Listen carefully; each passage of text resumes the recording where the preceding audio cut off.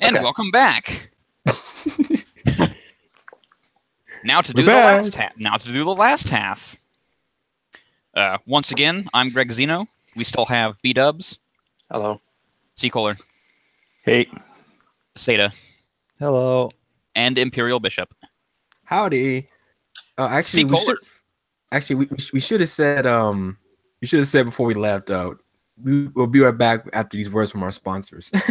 Well, it's going to be two separate videos, so which we have none. Where the hell Zeke died? Anyway, C-Kohler, play us into worst character. Oh yes, the best category. Here we go. Worst character. And the nominees are Ken Kaneki from Tokyo Ghoul, Banagher Lynx from Mobile Suit Gundam Unicorn, Denthru from Hunter x Hunter, Ten from Naruto Shippuden, Elder Kai from Dragon Ball Z Kai, Karin from Naruto Shippuden, Ani from JoJo's Bizarre Adventure Stardust Crusaders, Tsukiyama from Tokyo Ghoul, Ridley from Mobile Suit Gundam Unicorn, and finally, Supreme Kai from Dragon Ball Z Kai. I'm going to start off with cutting 10 because she deserves better. Well, she's not 10's not even like a character. She's barely. I mean, she's barely a plot device. She's not the worst character, but she's not a character, so you know. Actually, by the way, let's be honest with ourselves. Kaneki and Banagher are on this final three, right? I don't know anything. I don't remember anything about Banagher to really have a say against him. I mean, he was a whiny dick.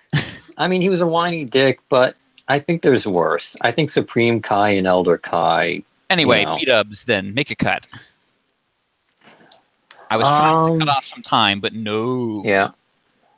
Getting through. He's bad, but he's not top 3 bad. Yeah, I agree. Yeah, Ganther's not really a bad character. Well, like he had a good kind of a bad, boring villain, but he's not like off, like totally terrible. You never want to see him. I mean, he's not like blatantly incompetent. He's very smart. His plan almost works. C-Kohler. Okay, remind me, who's Riddy? Man, nobody even remembers anyone from Gundam Unicorn. Riddy was that other whiny dude. Okay, I'm going to cut him because I don't remember him. No, Rinny was terrible. You know, remember how he immediately had a crush on, had a thing for like, what's her name? Oh yeah, I do remember him now. And then he killed Marita Cruz because a gun hit him. Yeah, but see, Banagher's way worse. I'd rather just ditch Riddy. Riddy. Like, if I can't remember them, then they're not qualified for worst character. Seda. Such a bad character, you don't even get to be on the bad character list. Anyway, maybe the worst character. I don't know who Tsukiyama was from Tokyo Ghoul. He was the dude who just loved sniffing tissues with blood in them. Was he the crazy older guy? Yeah. He was the French guy. He was the French guy, yeah. The guy who wanted to eat. He's a bad character, but I don't think... He gave me some entertainment. Yeah, like I think there's others that are worse. Yeah. Bishop. I think we should cut Anne because I'm surprised Forever isn't on here, but I think we should cut Anne because she's annoying, but she's not really the worst character out of all these characters. It's annoying that she's clearly been shoveled it, like crowbarred in there by editors because, you know, but, you know. Stan Stardust is a sausage fest, but, you know, you don't need to give him like a 12-year-old girl. Come on. I'm going to cut Karin because she wasn't really in the show this year. Nah, she's a terrible character. She was not in the show very much at all this year. I remember her doing some annoying stuff during the Sasuke versus Killer Bee fight. She can't be top 3, though. No. She already got her top 3 last year. I think our top 3 are Ken Kaneki, Banagher Lynx, and Supreme Kai. No, I think it's... Which Ken, Supreme Kai? I think it's Ken, Banagher, and Elder Kai. Because Supreme Kai was kind of an arrogant dick, and then Elder Kai walked in and was like, can I sexually assault people? No, the worst character should be those guys who shot the dog in Dragon Ball Z Kai. Like, He got boo pissed. Anyway, I'm cutting Karin. I think we're all in agreement. It's for the first two seem like they're locks. It's between which Kai we hate more. I think I hate Elder Kai more. Let's go around the table. Supreme Kai is blatantly incompetent, though. Like, all of the Boo saga could be avoided at any point if he was not objectively horrible at his job. And you could make a case that Elder Kai accomplished something. Yeah, I mean, he's in the middle of making Gohan stronger, so he actually did something useful. But he's wasting time with this stupid dance or something. So yeah, I mean, that actually makes him worse because all of his stupid garbage actually works, and it shouldn't. Yes, but at the same time, Supreme Kai is supposed to be looking over the entire universe. He's the fucking guardian of the universe, and he don't know shit about nobody. Elder Kai is supposed to be even more impressive, and he's just a weird, creepy rapist. Yeah, but he's actually doing something useful. He's actually done something useful. Fuck him. He should be allowed to be doing anything useful. Isn't he reading like pervy magazines right now? He's like reading magazines. I don't know what he's doing. He's dancing and reading pervy mags. I don't know. Let's take it to a vote. Elder Kai. Supreme Kai. I feel no strong feelings one way or the other. I would say Supreme Kai. Supreme Kai. Okay. All right, Supreme Kai. Yeah. I think like Supreme Kai's like whole plan is basically like baked into the whole Boo saga itself. Where Elder Kai, I mean, I guess it is too, but it's just like I feel like Supreme Kai being a dumb character is what like propels this actual saga to being a thing in the first place. So it's just kind of like holy. He could have started. What's his name? Spopovich. He could have stopped Spopovich right then and there if he wanted to. Yep. Yeah, he could have let them stop Spopovich and then followed them back to their base when they retreated. No, he had to give Boo like 60% of the power he needed to regenerate. Mm-hmm. Okay, Greg. Fuck him. Anyway, fuck him. Fuck Banagher Lynx for being such a whiny douche nozzle. But fuck Kaneki. Yep. Kaneki literally is the two worst types of anime main character: the whiny loser and the emo edgelord, and he's both at the same time. Not at the same time, but in the same show.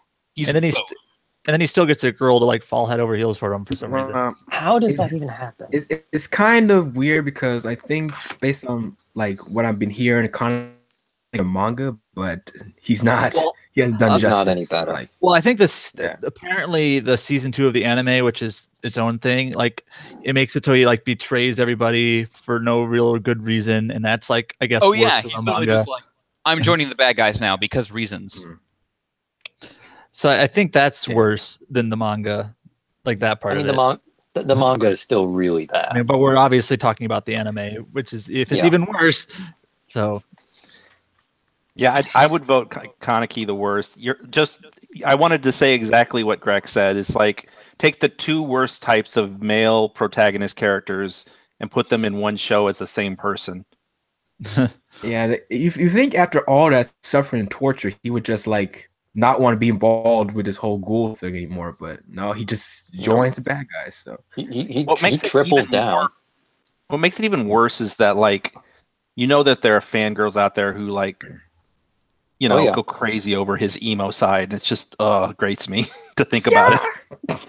It's like Sasuke. He just misunderstood. Worse somehow. Oh god. Okay, Kylo Ren is objectively good. He's objectively evil though, and people keep going like, no, but like he's redeemable, right? Like the whole point of the last movie was no, he's not redeemable. Some evil bastards you got to kill, and he is one of them. Anyway, I haven't seen Star Wars yet. Supreme Kai and Banagher Lynx are our runners-up. Ken Kaneki is the worst character of the year. Oh. And next year, tune in for the Asta show. Oh God! Can we just give it?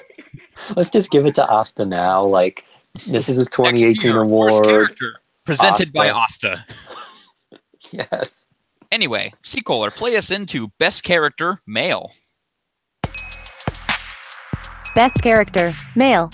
And the nominees are Brook from One Piece, Joseph Joestar from JoJo's Bizarre Adventure Battle Tendency, Killua from Hunter x Hunter, Old Joseph from JoJo's Bizarre Adventure Stardust Crusaders, Hit from Dragon Ball Super, Kurapika from Hunter x Hunter, Jocko from Dragon Ball Super, Jotaro Kujo from JoJo's Bizarre Adventure Stardust Crusaders, Robert E.O. Speedwagon from JoJo's Bizarre Adventure Battle Tendency, Whis from Dragon Ball Super, Jack from Samurai Jack Season 5, Lupin from Lupin the Third Part 4, and finally, Vegeta from Dragon Ball Super and Dragon Ball Z Kai, the final chapters. Before we get started, C. Kohler, did you decide to like give up and stop putting like audio clips with them, or is that I think later they're on? only necessary for like soundtrack and opening and like music. Yeah, I don't have it. Unfortunately, I didn't have time to make any more like that. Well, I mean, what are you gonna do for best character? Like a line of their best line? Yeah, Also, I thought that about would take up way too much time. Yeah. Yeah, I think that'd be better for like best performance. Like I by would have voice done. acting, voice I was going to actors. do that for voice actors, but I just again I ran out of time. It would have been too hard to That's find fine. clips for all of them, though. Yeah. Anyway, I'm going to start off by cutting Robert E.O. Speedwagon. I think he's better. Monster. He's better in part one, Yeah. Yeah. and he's in part super one, duper he's a god. top 3 this year. Yeah. I know Man God is happy now. B-dubs. Let's see. I'm gonna cut Vegeta from Super because he's the same as Vegeta from Kai. It's like it's the same fucking character. He's not that different. And I think Kai Vegeta had something more going on this year. Yeah. C. Kohler.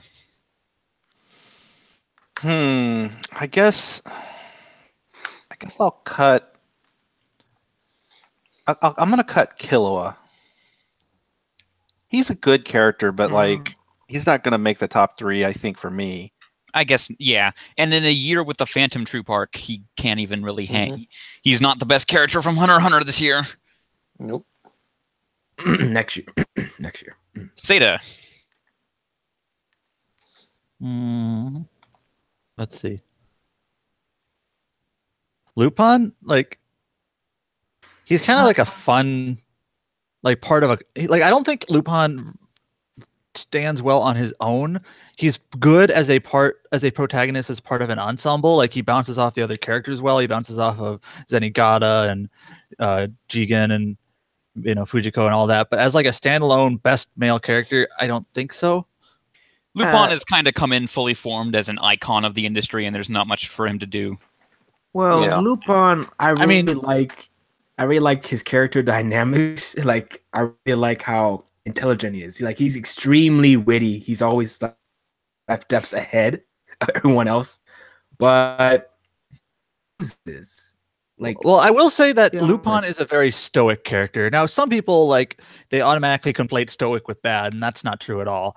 Like he doesn't change a whole lot. That's because he's already kind of an established character. He doesn't need a I whole lot mean, of character development or anything like that. That would make him more static than stoic, though. Well, I mean, Yeah, usually, you mean- usually the two Like, literary words used are stoic and dynamic. I thought it was static and dynamic because stoic makes Yeah, you you're right, it's think of static, like static. Jotaro. It is static. Yes. I am thinking static. I said the Yeah, wrong because thing. Jotaro is very stoic. Yeah, static character is what I meant. So he doesn't have a whole lot of character development.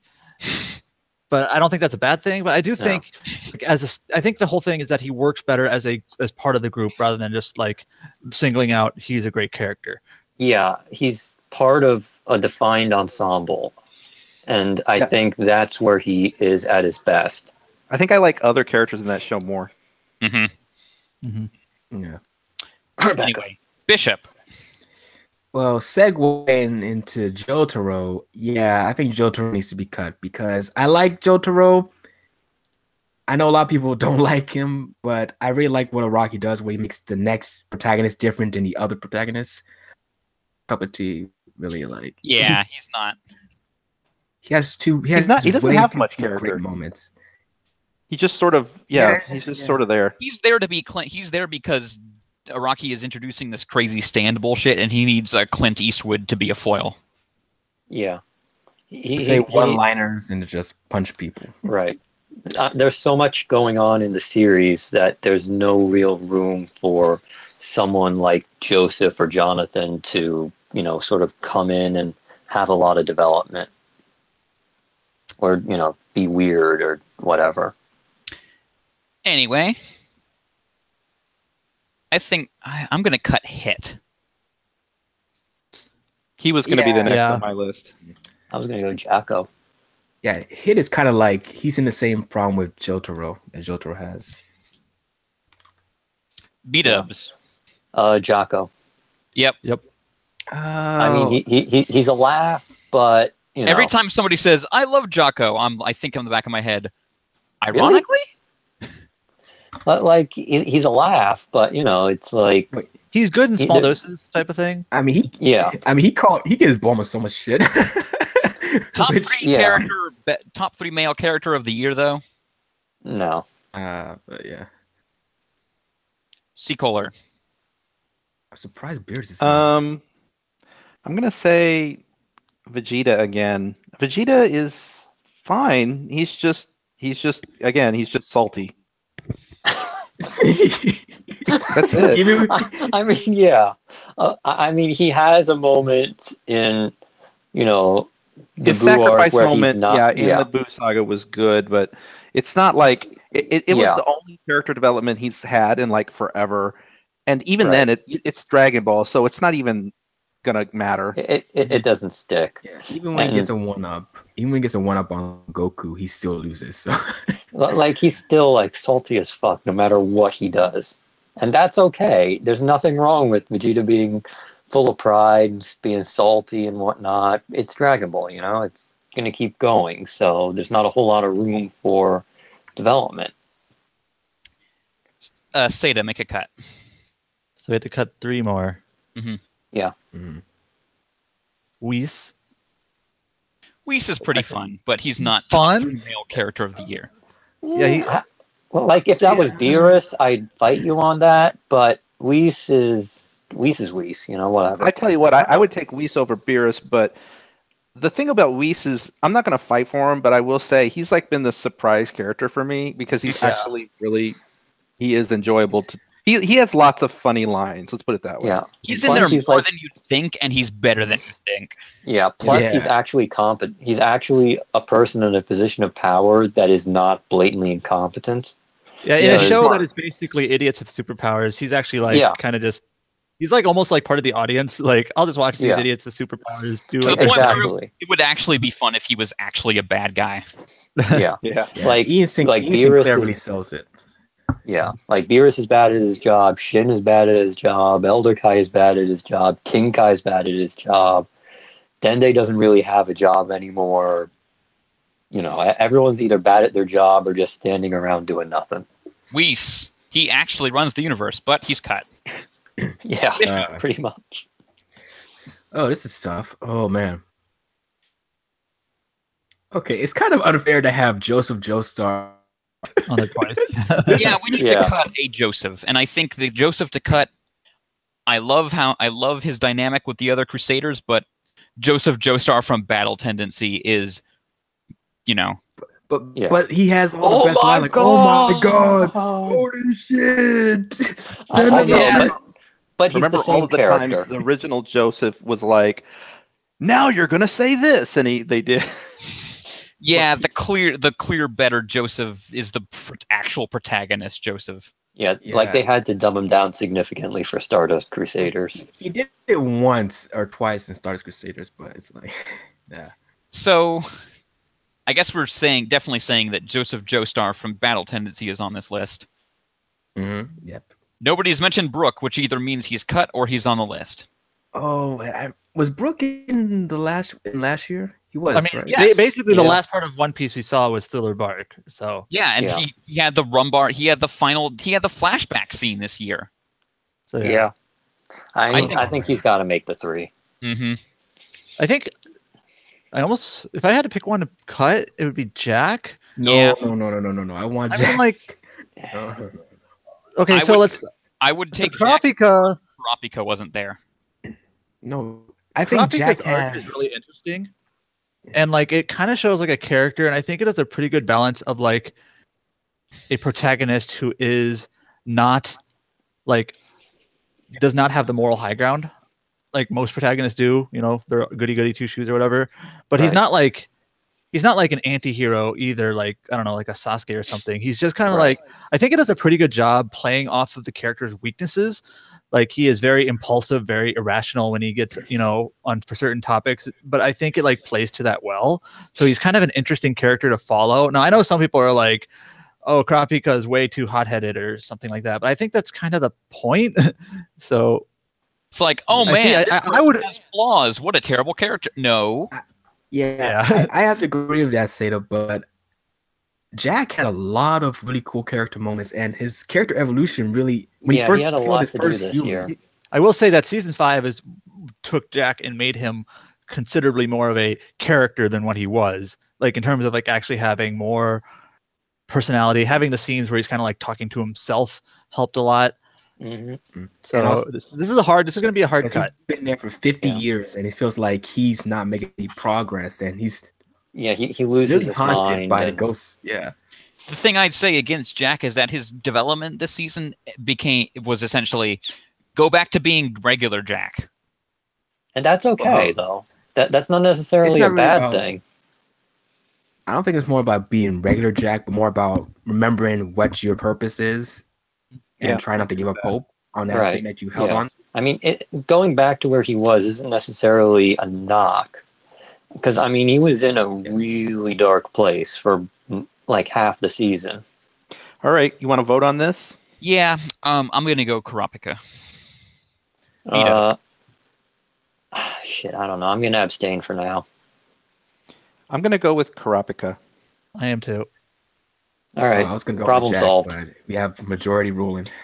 And that's no slight against Jack. And I agree with everything you guys said. Jack had the most character development this final season, and it was good. But I think Kurapika's got more going on behind the eyes. Like my pun. you. Yes, I liked it. It was good. Anyway, so who wins? Oh. Do you like funny characters or serious characters? I think Brooke had. I believe we gave this to Brooke last year. At the same time, Brooke does split the difference between funny and serious pretty well, Yeah. given what's happened this year. However, I Joseph would say Joestar in Joseph Part 2 does is the same. such a force of nature.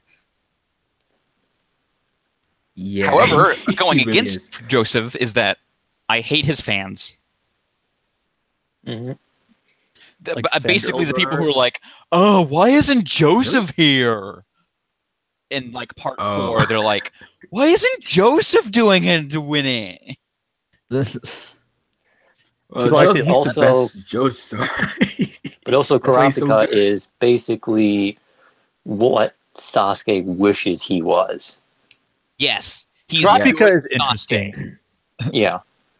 Kurapika is Sasuke done correctly. I think I don't want it to be Brooke because he already won. I think we remember can't that. hold I would that again. probably vote We'll have to Kurapika look it as up. my number one. We can't hold that against him, though. But I I mean, if he's best 2 years in a row, he should be best 2 years in a row. I think other people are much better this year than I think people are better this Yeah, year. that's a fair argument to make. I'm just saying I don't think we should hold it against him if he is the best. I'll vote for Joseph because I liked his character a lot in Battle Tendency. He was very cool and fun and smart. And then I like old Joseph too, so it's kind of like a double vote for Joseph for me. We could just kind of combine both the Josephs into one character. No, Yeah, I mean, they're I two kind of different- do. They have two different roles. Yeah, I know. But I'm just saying that like the fact that he shows up on this list twice tells me that I like him, you know. I also probably vote for Joseph. All right, that's a majority, I think. I'd I probably don't wind think up going Bishop for would him vote it. anyway. I'm gonna take your word for it on Brooke winning last year because I can't remember because my memory is I am fairly sure. really bad. I'm gonna give it to. I'm okay. I'm gonna give it to Joseph. And not just because my name is Joseph in real life, but because, All right, so that's these are all really great characters. Sorry, Seda. That's okay. I So think for Joseph's really cool too. best character male, our runners-up are Brooke from One Piece and Kurapika from Hunter x Hunter, and the winner is good old Joseph Joestar from Battle Tendency. Next up, C-Kohler, play us into best character female. Best character female.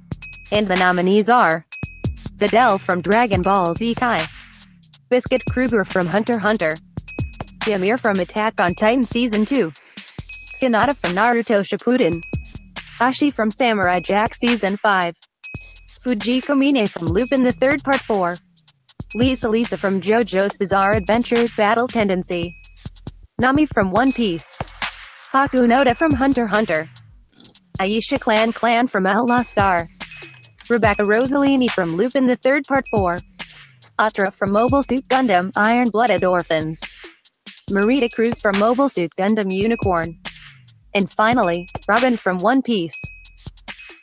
And now you see why there's 2 best character categories this year, because god fucking damn, this list is brutal. Yeah. Fuck. Can I It's go a really first? good year for female characters. Can we just go ahead and lock Biscuit in?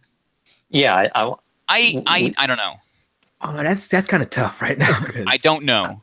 I could okay, fully conceive of a top 3 without Biscuit. Okay. come on. Anyway, All right. I'm gonna make a cut, and I'm gonna cut Nami. You monster. Yeah, I agree with Vic, 'cause Well, she didn't Really? do a whole lot. Like, Yeah, she didn't do a whole lot. Yeah, Thriller like- Barker's not the best arc to. It wasn't a Nami arc. the tail end. I mean, of she still had her Thriller Bark was moments, pretty good. but like she was captured and was almost married, and just Yeah. not her best arc. No. B-dubs, make a cut. Marita Cruz from Unicorn, because everyone in Unicorn is horrible all the time. Well, she was the only not horrible person all the time. But Well, still, she was- still cut her. I haven't seen Unicorn, but if I remember my Gundam, she the pink-haired girl. She's Or the no? pink-haired girl who actually drives a Gundam. Okay. She's cool. She's fine, but we can cut her. C-Kohler. Not that great.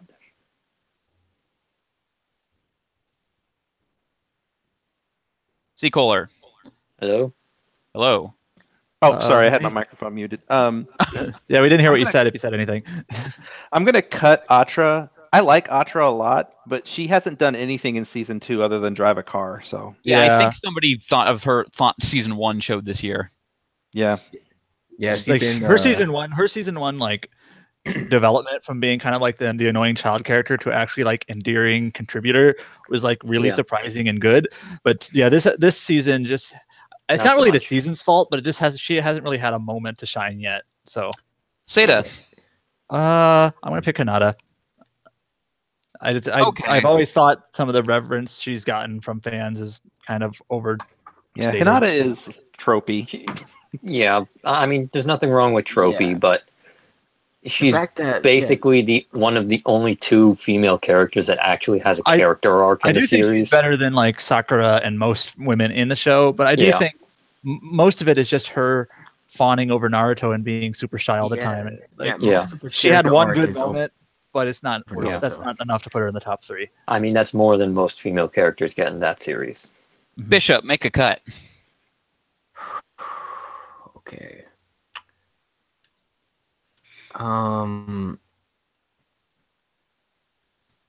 I guess Pakunoda? Yeah. Because You harsh, bro. I really I agree with that. Again, the Phantom It's- Troop it's is much fine. better as a whole.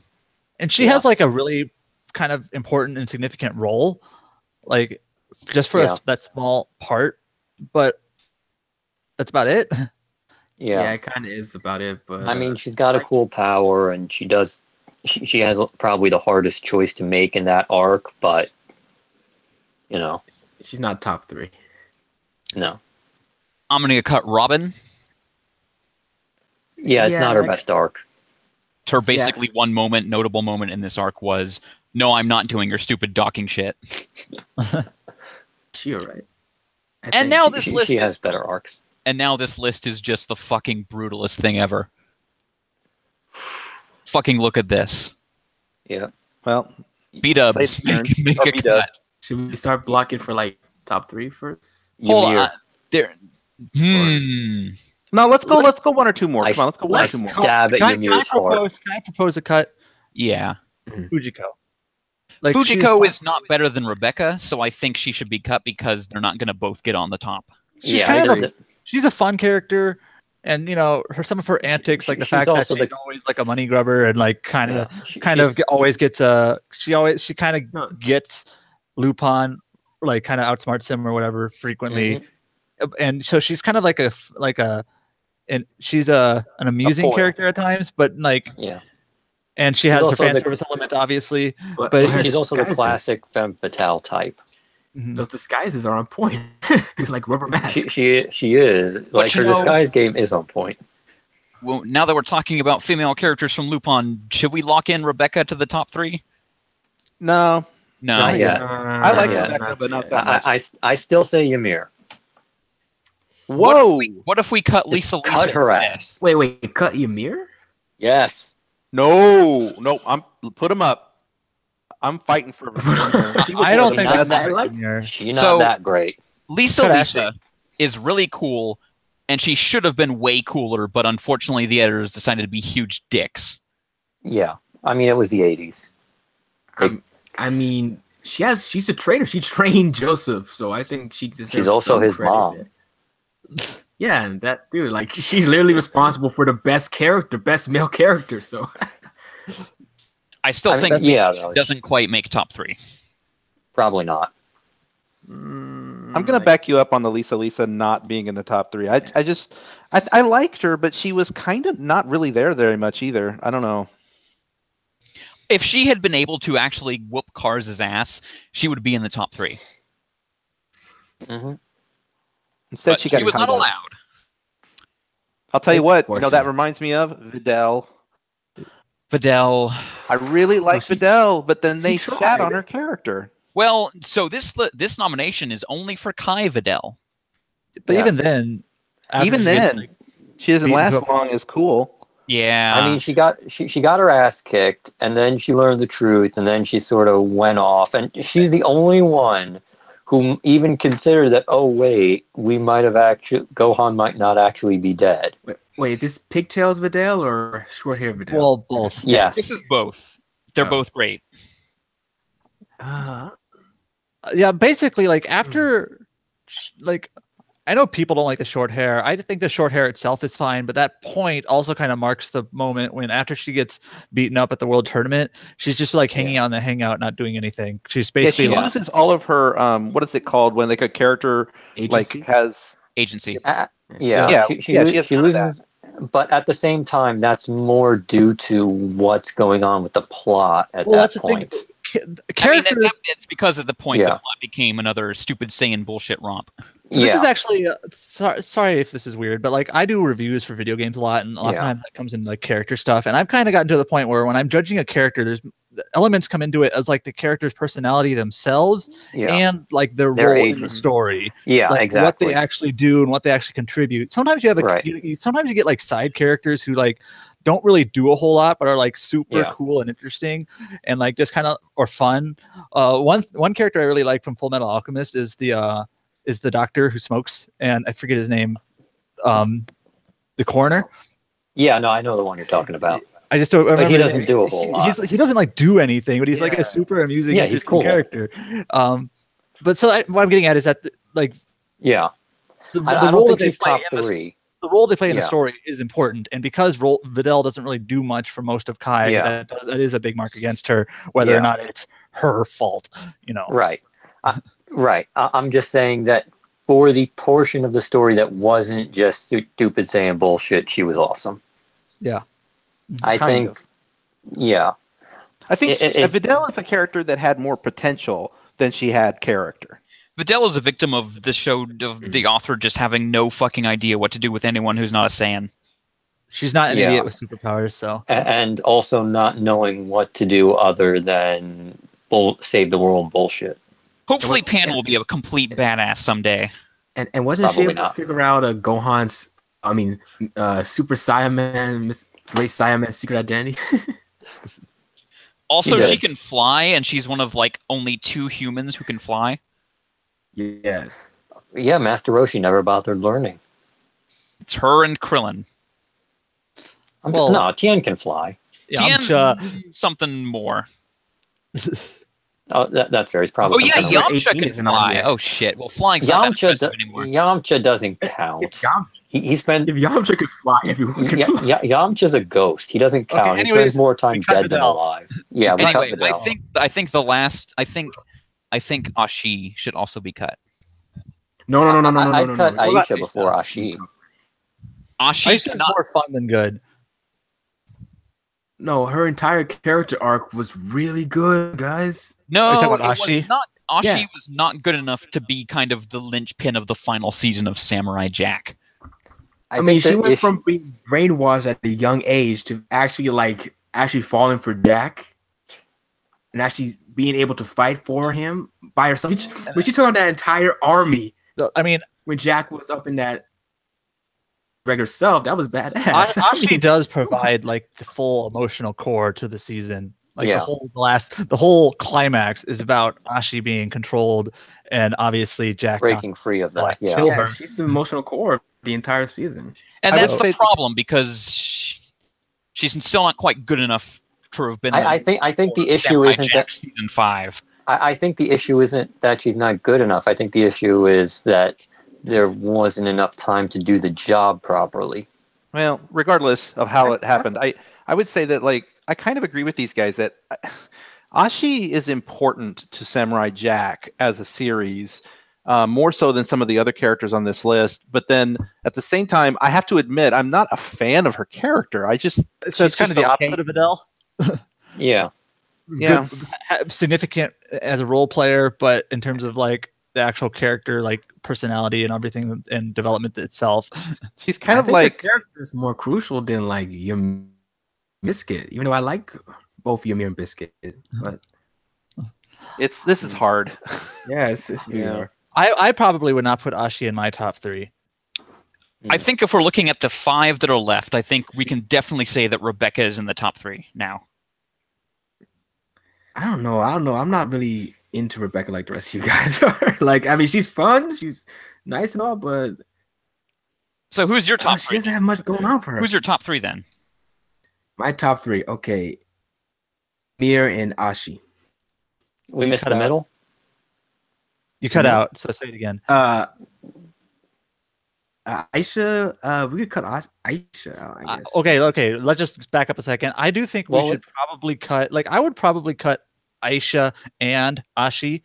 Let's talking about Aisha. She's like a really fun character, and like her antics are amusing, and like her when she gets frustrated, it's funny, and she bounces Yeah. off of the other characters really well. But like I don't She know. doesn't She's have a way lot of better than agency. she has any right to be.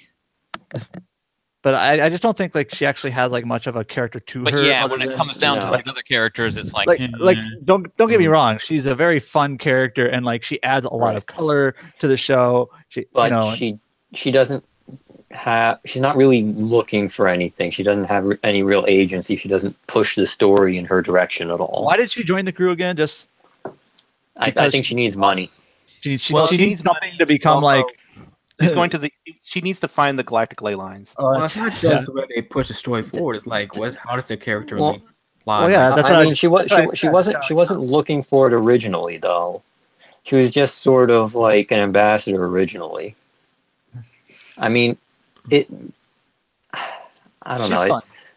Yeah, We've she's cut her. fun. We've cut her. It's all right. I mean, think- I like Aisha a lot, but I kind of agree that she is more of a comedic. Like she's more of like the comic relief of the Yeah. group, really.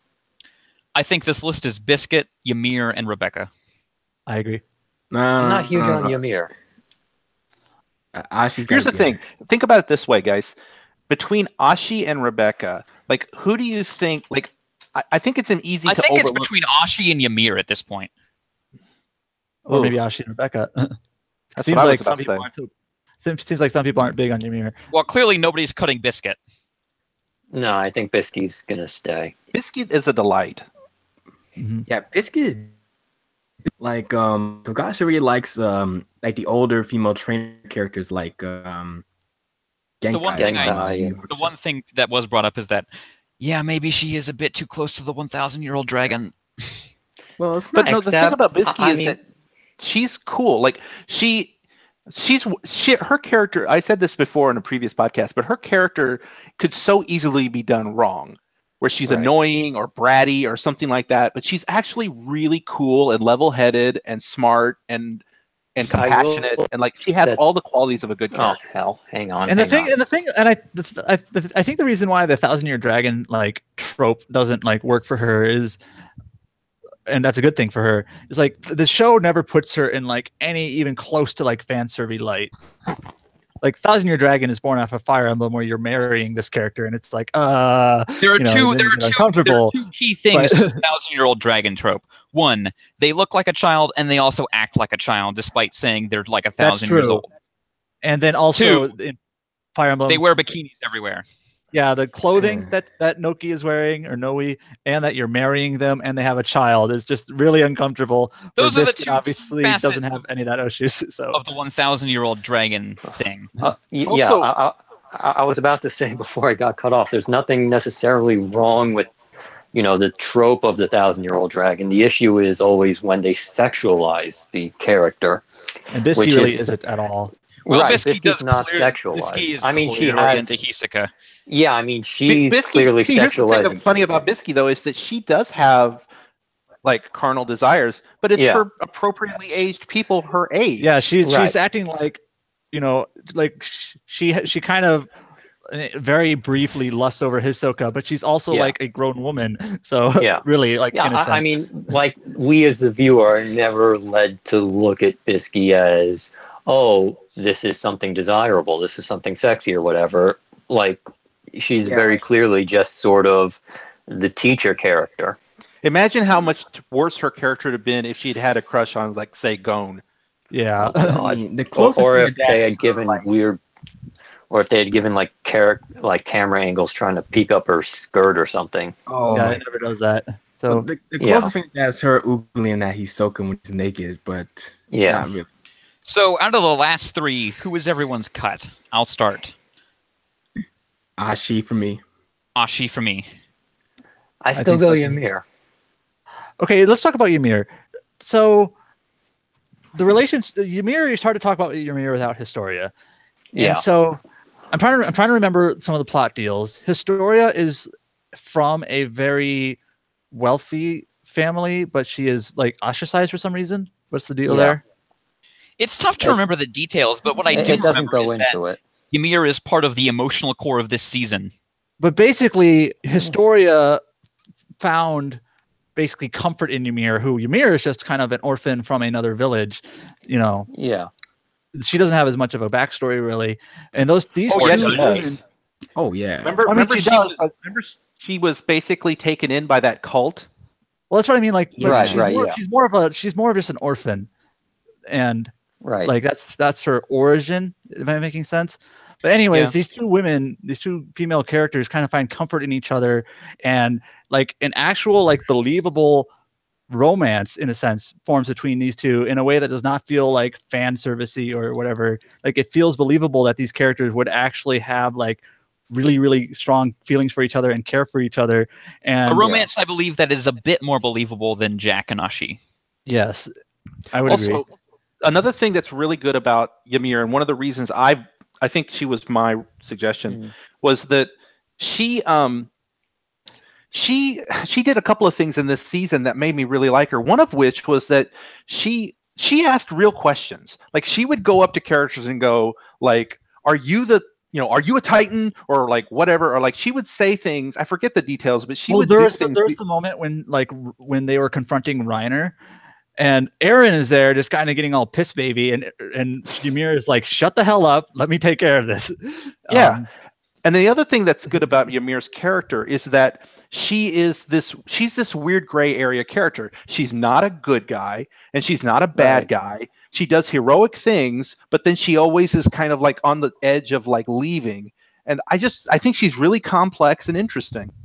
Yeah, like she's kind of more motivated by her self goals, even if they're maybe not like the best in terms of like the group, or even like like she's kind of selfish in a sense, but in a believable way.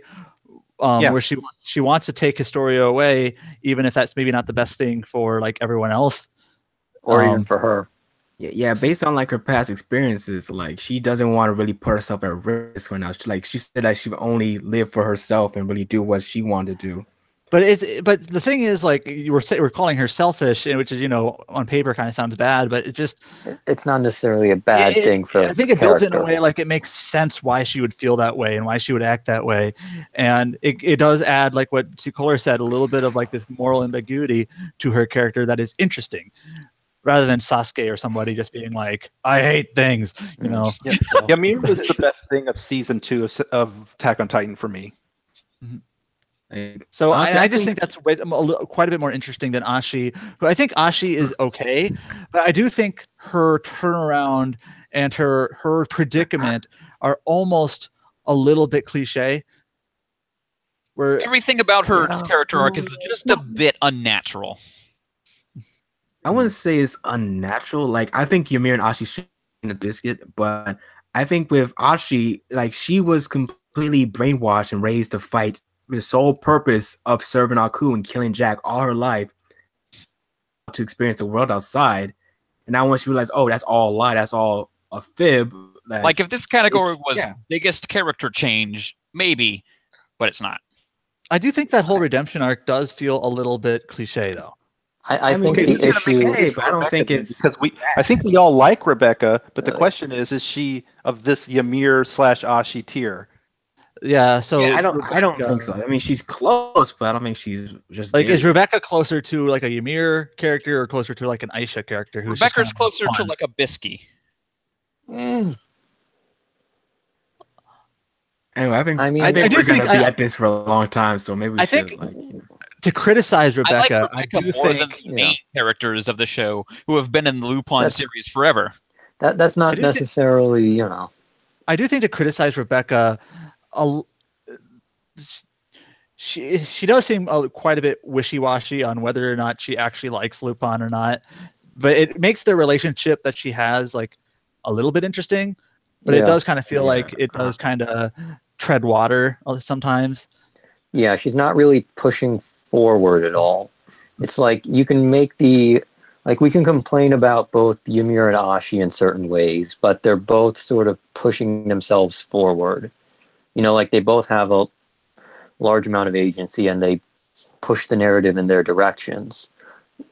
Meanwhile, Rebecca she does this in like the first 2 or 3 episodes, but outside of that, she's really more of a side player, almost. She does almost like not quite, but almost. Well, like she's not getting acted upon as much as she is. I mean, she does to a degree, but it's more like she acts, and it doesn't necessarily affect the main story at all. Well, the thing about Lupin is quite a few episodes have nothing. Well, yeah, I mean that too, but I mean in like the episodes where she does feature. All right, what are we gonna do? I mean, I guess we got to vote between who we're cutting between Rebecca and Ashi. Yeah, I'm sticking Ashi for thick and thin, so let's go in order. So you go first, Greg. I am going to cut Ashi. Right through the heart. B-dubs. I think the more I think about it, the more I think it's going to be Rebecca. I really like her, but at the same time, it does seem like she's just sort of there for a large part of the series. So Greg's cut Ashi, you cut Rebecca. So right. I guess Kohler? I hate to say it, but I think I'm going to cut Rebecca. Okay, that's 2 cuts for Rebecca. And obviously Imperial Bishop's going to cut Rebecca, I bet, right? Yeah, I'm going to cut Rebecca. So I think that's 3 cuts for Rebecca. So what's her cut, just so we know? I would probably cut Ashi, to be honest. She is more of an important character and more central to the plot, but I just really like Rebecca's antics more, and that's kind of like admitting that she's not maybe as crucially emotionally important. But this is the one that when we post this list to the thread, people are going to be like, "Why did you pick Rebecca?" I mean, people are just going to post the Rebecca gif over and over. Yeah, pretty much. Well, I will. But okay. Anyway, so I mean, she'll have another based chance. on the conversations we had about Biscuit, I think she wins. So Biscuit doesn't have like she's not like emotionally important. Like she does. There's not a whole lot of intimacy to her character. She's technically and kind of important. intentionally. That's part of her. That's kind of what her character is. Where Ymir has this big, intimacy to her character about her feelings and emotions and what basically her motives and what she's trying to do. Where the other, and Ashi to an extent as well, where Biscuit is a little bit more, being more of a mentor character and supposed to be. Biscuit's already certain of herself. She knows who she is. She knows she's full grown. Yeah, she doesn't really need that. Like, Ymir and Ashi both kind of have like this development in terms of like trying to, the viewers are kind of writing along with them in terms of trying to figure out their motives and dreams and what they're trying to do. Where Biscuit is kind of already pretty comfortable with who she is and all that, so she doesn't. It's part of it. I think comes down to the fact that for Ymir and Ashi, we're sort of getting like plays on this a coming of age story almost, where they're trying to figure out their places in the world and what they want to do and all that stuff, while Bisky is, of course, a full-grown adult. I do think if I were to vote, I would make Ymir my number one, now that I've thought about it, because not only does she have this, I think, well-constructed relationship, aspect to her character, but like what Seacoler introduced earlier about, like, she is like competent and forthcoming and up, like she, like when she talks shit to Reiner, like she knows what she wants to say and she means it, and like there's no wavering in her voice. She knows exactly. It's just, so she has this sort of like competence angle too, where is nice to see, I guess. Well, speaking of competence, let's talk about Biscuit Kruger, who can kick your ass. Well, I guess that's the way point. To Sunday. Yeah. What I have to say for Biscuit is that she's certain, these other two characters certainly had more development and have more going on.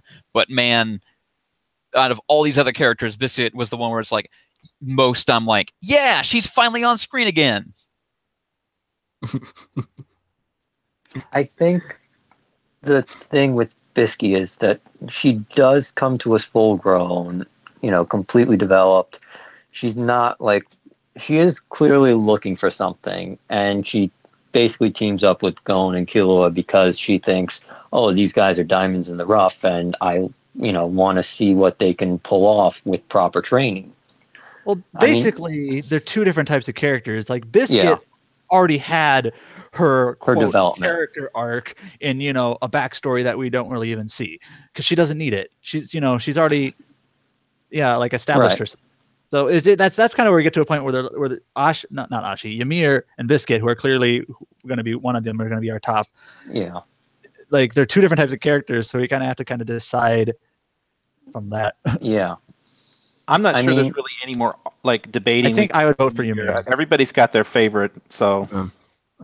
Well, one of the reasons that I really want Ashi to win this is that this is kind of her last real shot at this, because unless they rerun Samurai Jack season 5 again, I don't think she. Well, then she wouldn't be. I don't think she qualifies.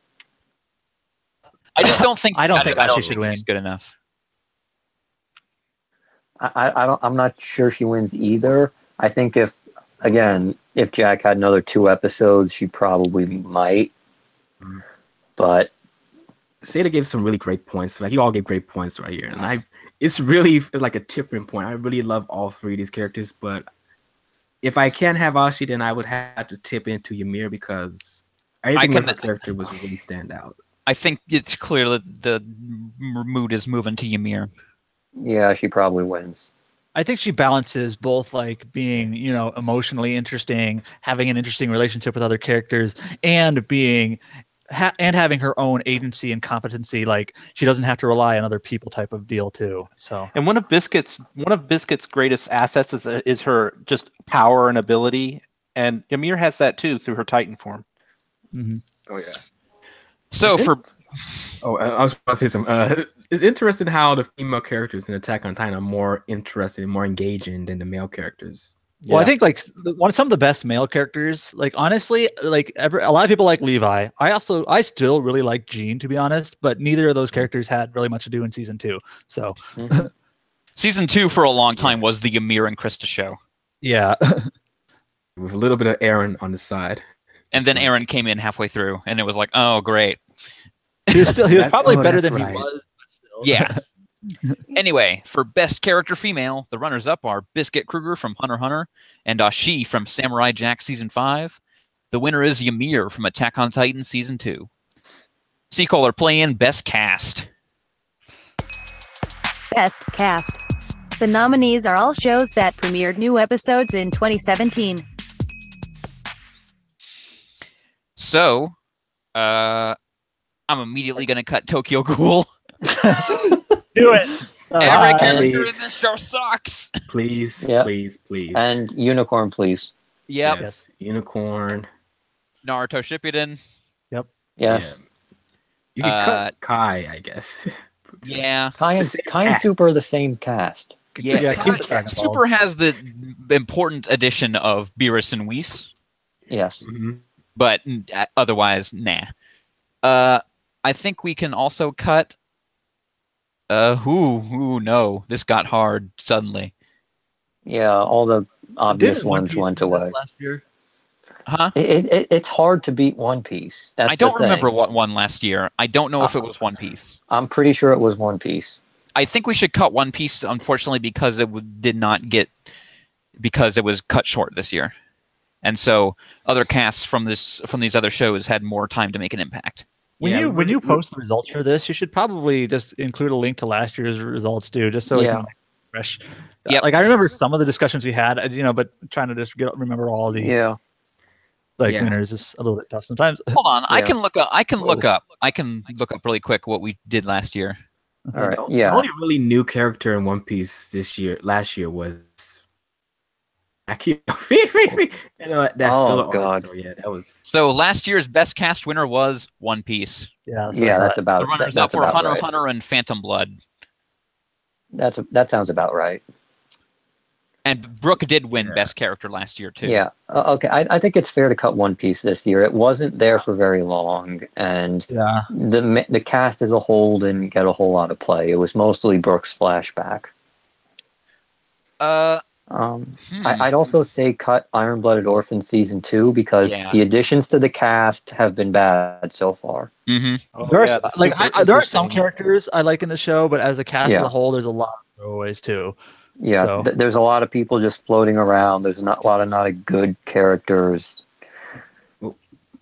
This will seem brutal, but I'm going to cut Stardust Crusaders because, frankly, most of them aren't interesting. No, I'm okay with that. I like Polnareff, Kokuin. I like some of the guys, but at the same time, But I love all the side enemies like Enyaba and Whole Horse. Well, it's not. They're not going to both be in the top 3, and it's definitely not beating out Battle Tendency. So, Yeah. Okay. yeah, I think that's fair to Yeah, say. Battle Tendency had a cyborg year. Nazi in it. Battle Tendency is a lock. I'm locking it into the top 3. I think it's fair to lock Also, I'm Hunter going to x lock Hunter in Hunter there. x Hunter. Yeah, because it made it last year, and there's only been additions to the cast since then, and they've generally been good ones. And they've generally even done more interesting things with them. Yeah. And so that leaves us with Samurai Jack Season 5, Attack on Titan Season 2, Lupin the Third Part 4, and Outlaw Star. Let's cut Samurai Jack. I know, like Imperial Bishop loves Samurai Jack, but in terms of a cast, it's not really a cast-driven show. But No, it's not. Jack and Aku. If it was a previous season, I would argue against it, but this season has very much just been a Hold on, though. two-person season. There were lots of cameos. Actually, I think Outlaw Star goes before Samurai Jack, Yeah. if only because the cast isn't really used to its fullest potential there. Yeah, and it's kind of. Hey, remember that it's girl basically with the sword? What's her Yeah, name? why is Suzuka even there? Yeah, I mean, And Who's Jim? Hey, Jim is cool. don't you diss Jim. He's awesome. I also think we cut Lupin the Third. I think that no, we can't. Like, We can't. I think Titan has better individual characters, but there's so many annoying and bad characters there that I'd sooner cut that. I don't know though, because like the reason why Attack on Titan season 2 surprised us was because of how it was focusing on other members of the cast, like Ymir and Historia, and there was even the early episode with Sasha. These great new characters got brought to the fore, and then even the old characters who we kind of hated before were way better. Yeah, but I think Lupin the Third has a stronger like cast dynamic. Like Lupin works great with Zenigata. At this point, Lupin is just running. The characters in Lupin are just running on being classic icons. Well, I mean, the thing is that you can have Lupin, and each of the characters have gotten their own individual episodes and have been able to carry them, and people have generally liked them. I mean, Lupin, like it's almost Lupin's show is its cast. Yeah, it's basically how well you like the cast is basically going to, and I know obviously this is true for all shows to some extent, but how well you like that cast is basically going to dictate how well you like the show, because that show is the cast, and basically, like they comprise such a huge percentage of it, because it's not really like storyline based. There's not, a big plot. It's not complex or intricate. It's basically all about these main characters. So it's just kind of it's essentially ensemble driven. Mm-hmm.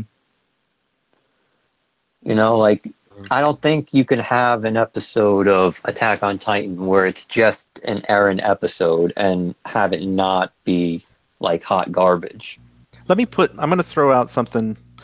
Oh boy. Okay, so I'm just going to say it. The Samurai Jack cast doesn't do it for me. Like the other two casts are more interesting for me. I like Samurai Jack the show, but the characters I'm just sort of like whatever. I agree.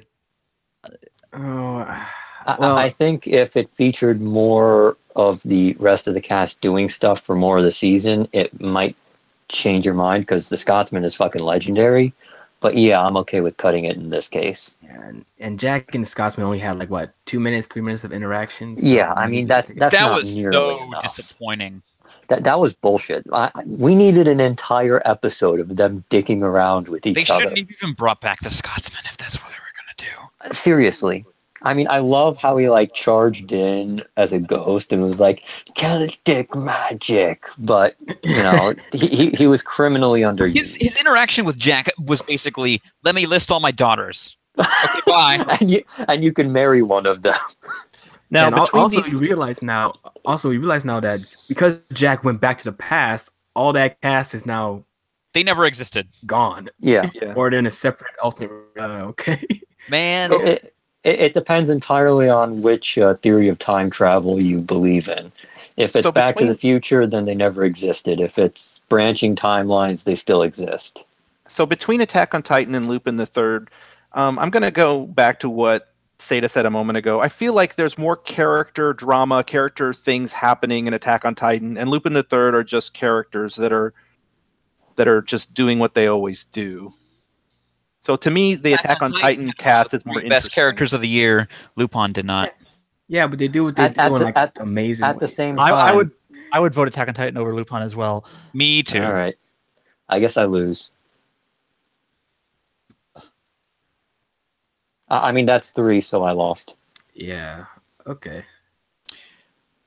So I just want to congratulate Attack on Titan for actually being fucking good, and it was because of the characters. Like, I don't even remember many of the fights from the show. I just remember character moments from that show. I'll be completely honest. I don't even remember anything from that show.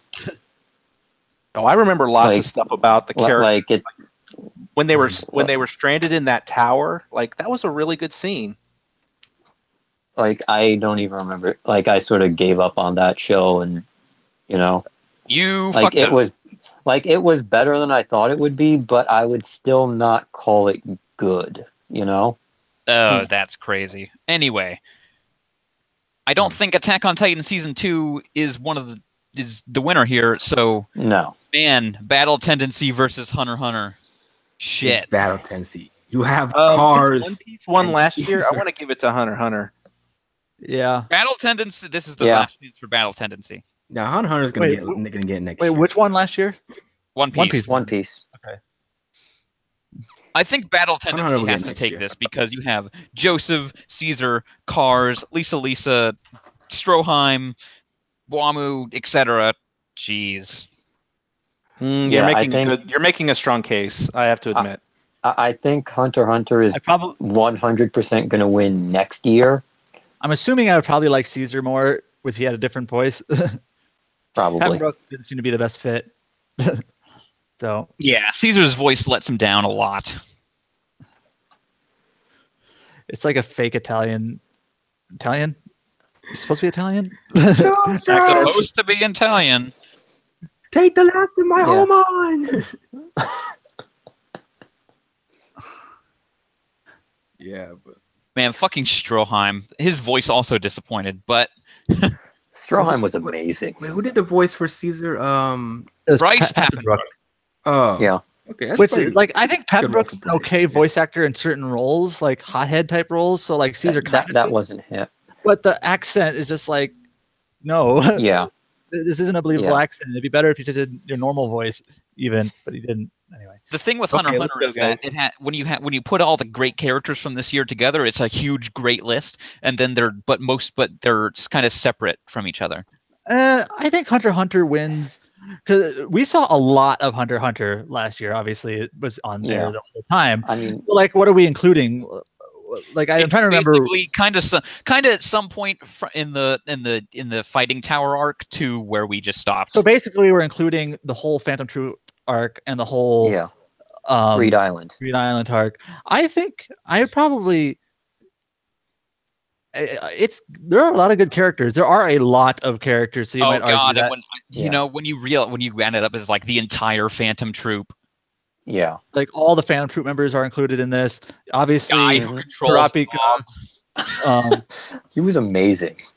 You're including Karapika, going Bisky, Bisky, Razor. Hisoka. Leorio. Well, Leorio didn't really do a whole lot, but Leorio come had on, he that was cool. Leorio set up the entire plan that caught Crollo. that's Yeah. true. I would maybe give the edge to Hunter x Hunter. Like Yeah. JoJo is.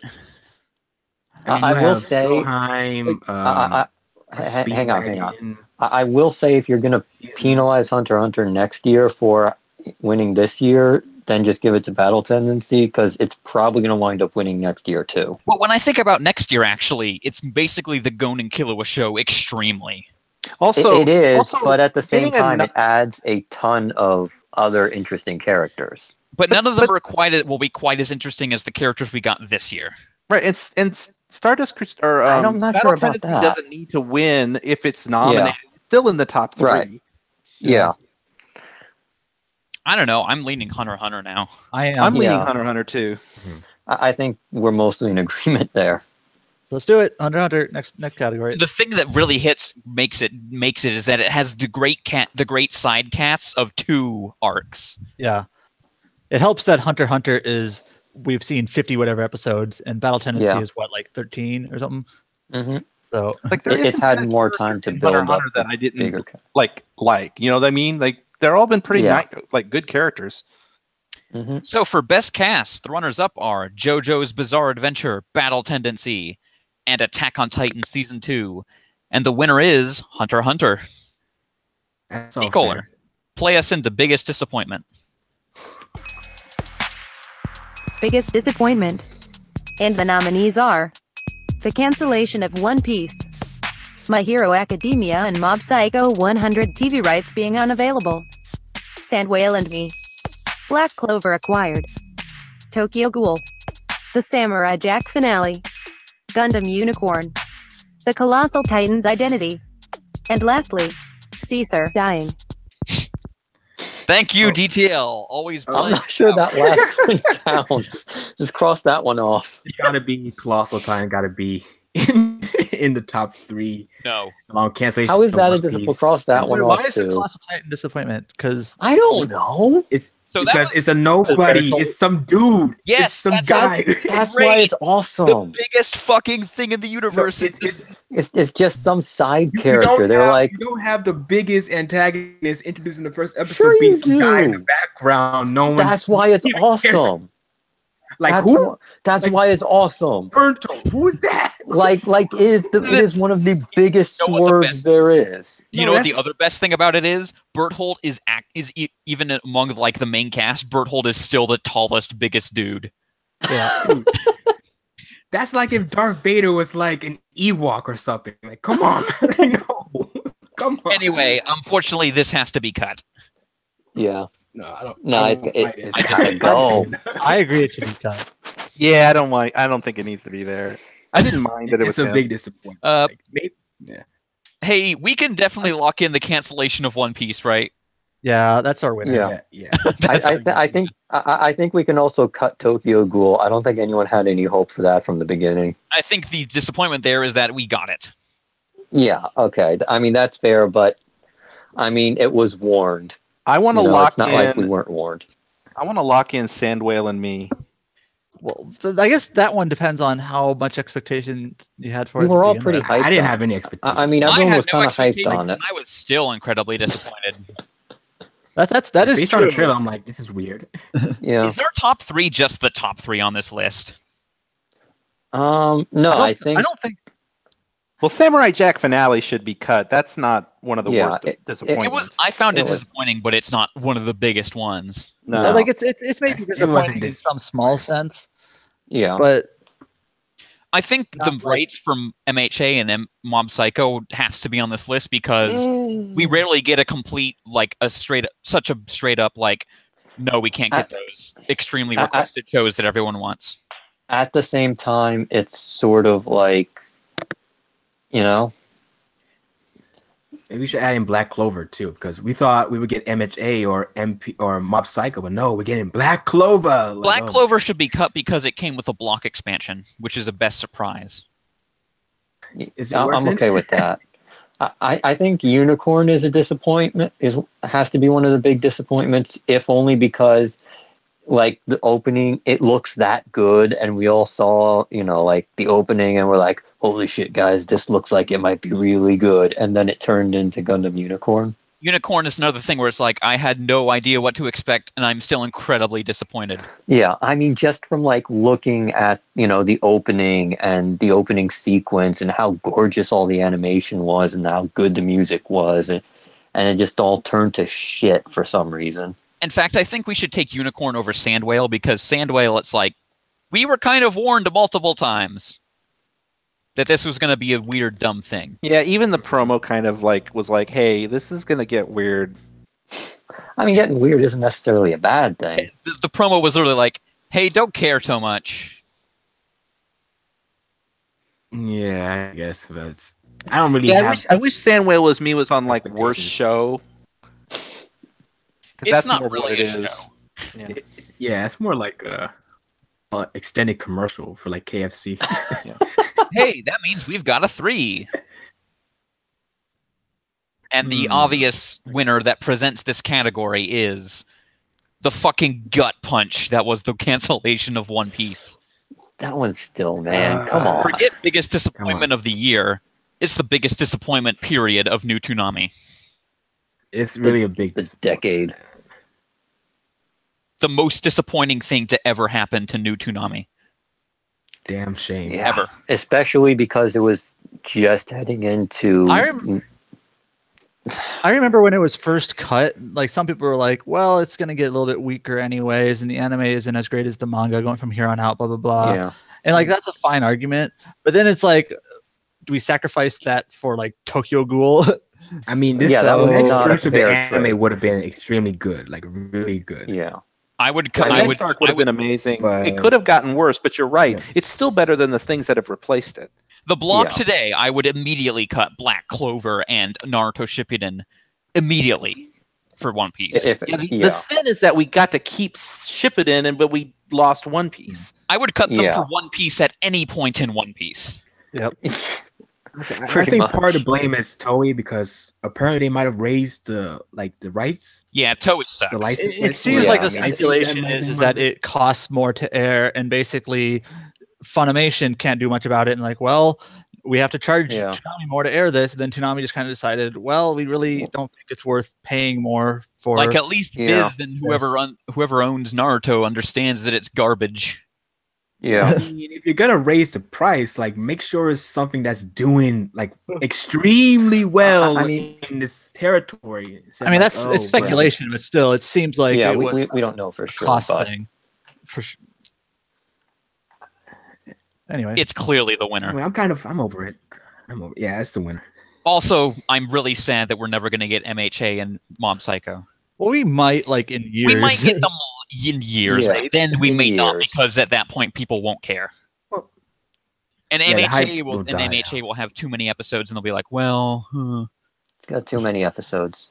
Well, technically, they're airing Black Clover that has like. Well, I 51. mean, Well, yeah, they did, yeah. there's also Stop them from airing That's Hunter. also new. I was about to mention, like Hunter x Hunter's dub is new. Like we actually are Yeah. getting like the dub premiere, but like these episodes in Hunter x Hunter are 3 or 4 years old, right? Yeah, Like that started in 2011. The show did. yeah. I There's mean, always a Japan. chance. So, 2019 is gonna be interesting because a lot of long When run- Hunter x Hunter's over, yeah. and when Hunter x Hunter ends, Kai. Kai ends this year. yeah, Th- Kai's that's gonna replacement is the be- most interesting thing. Yeah,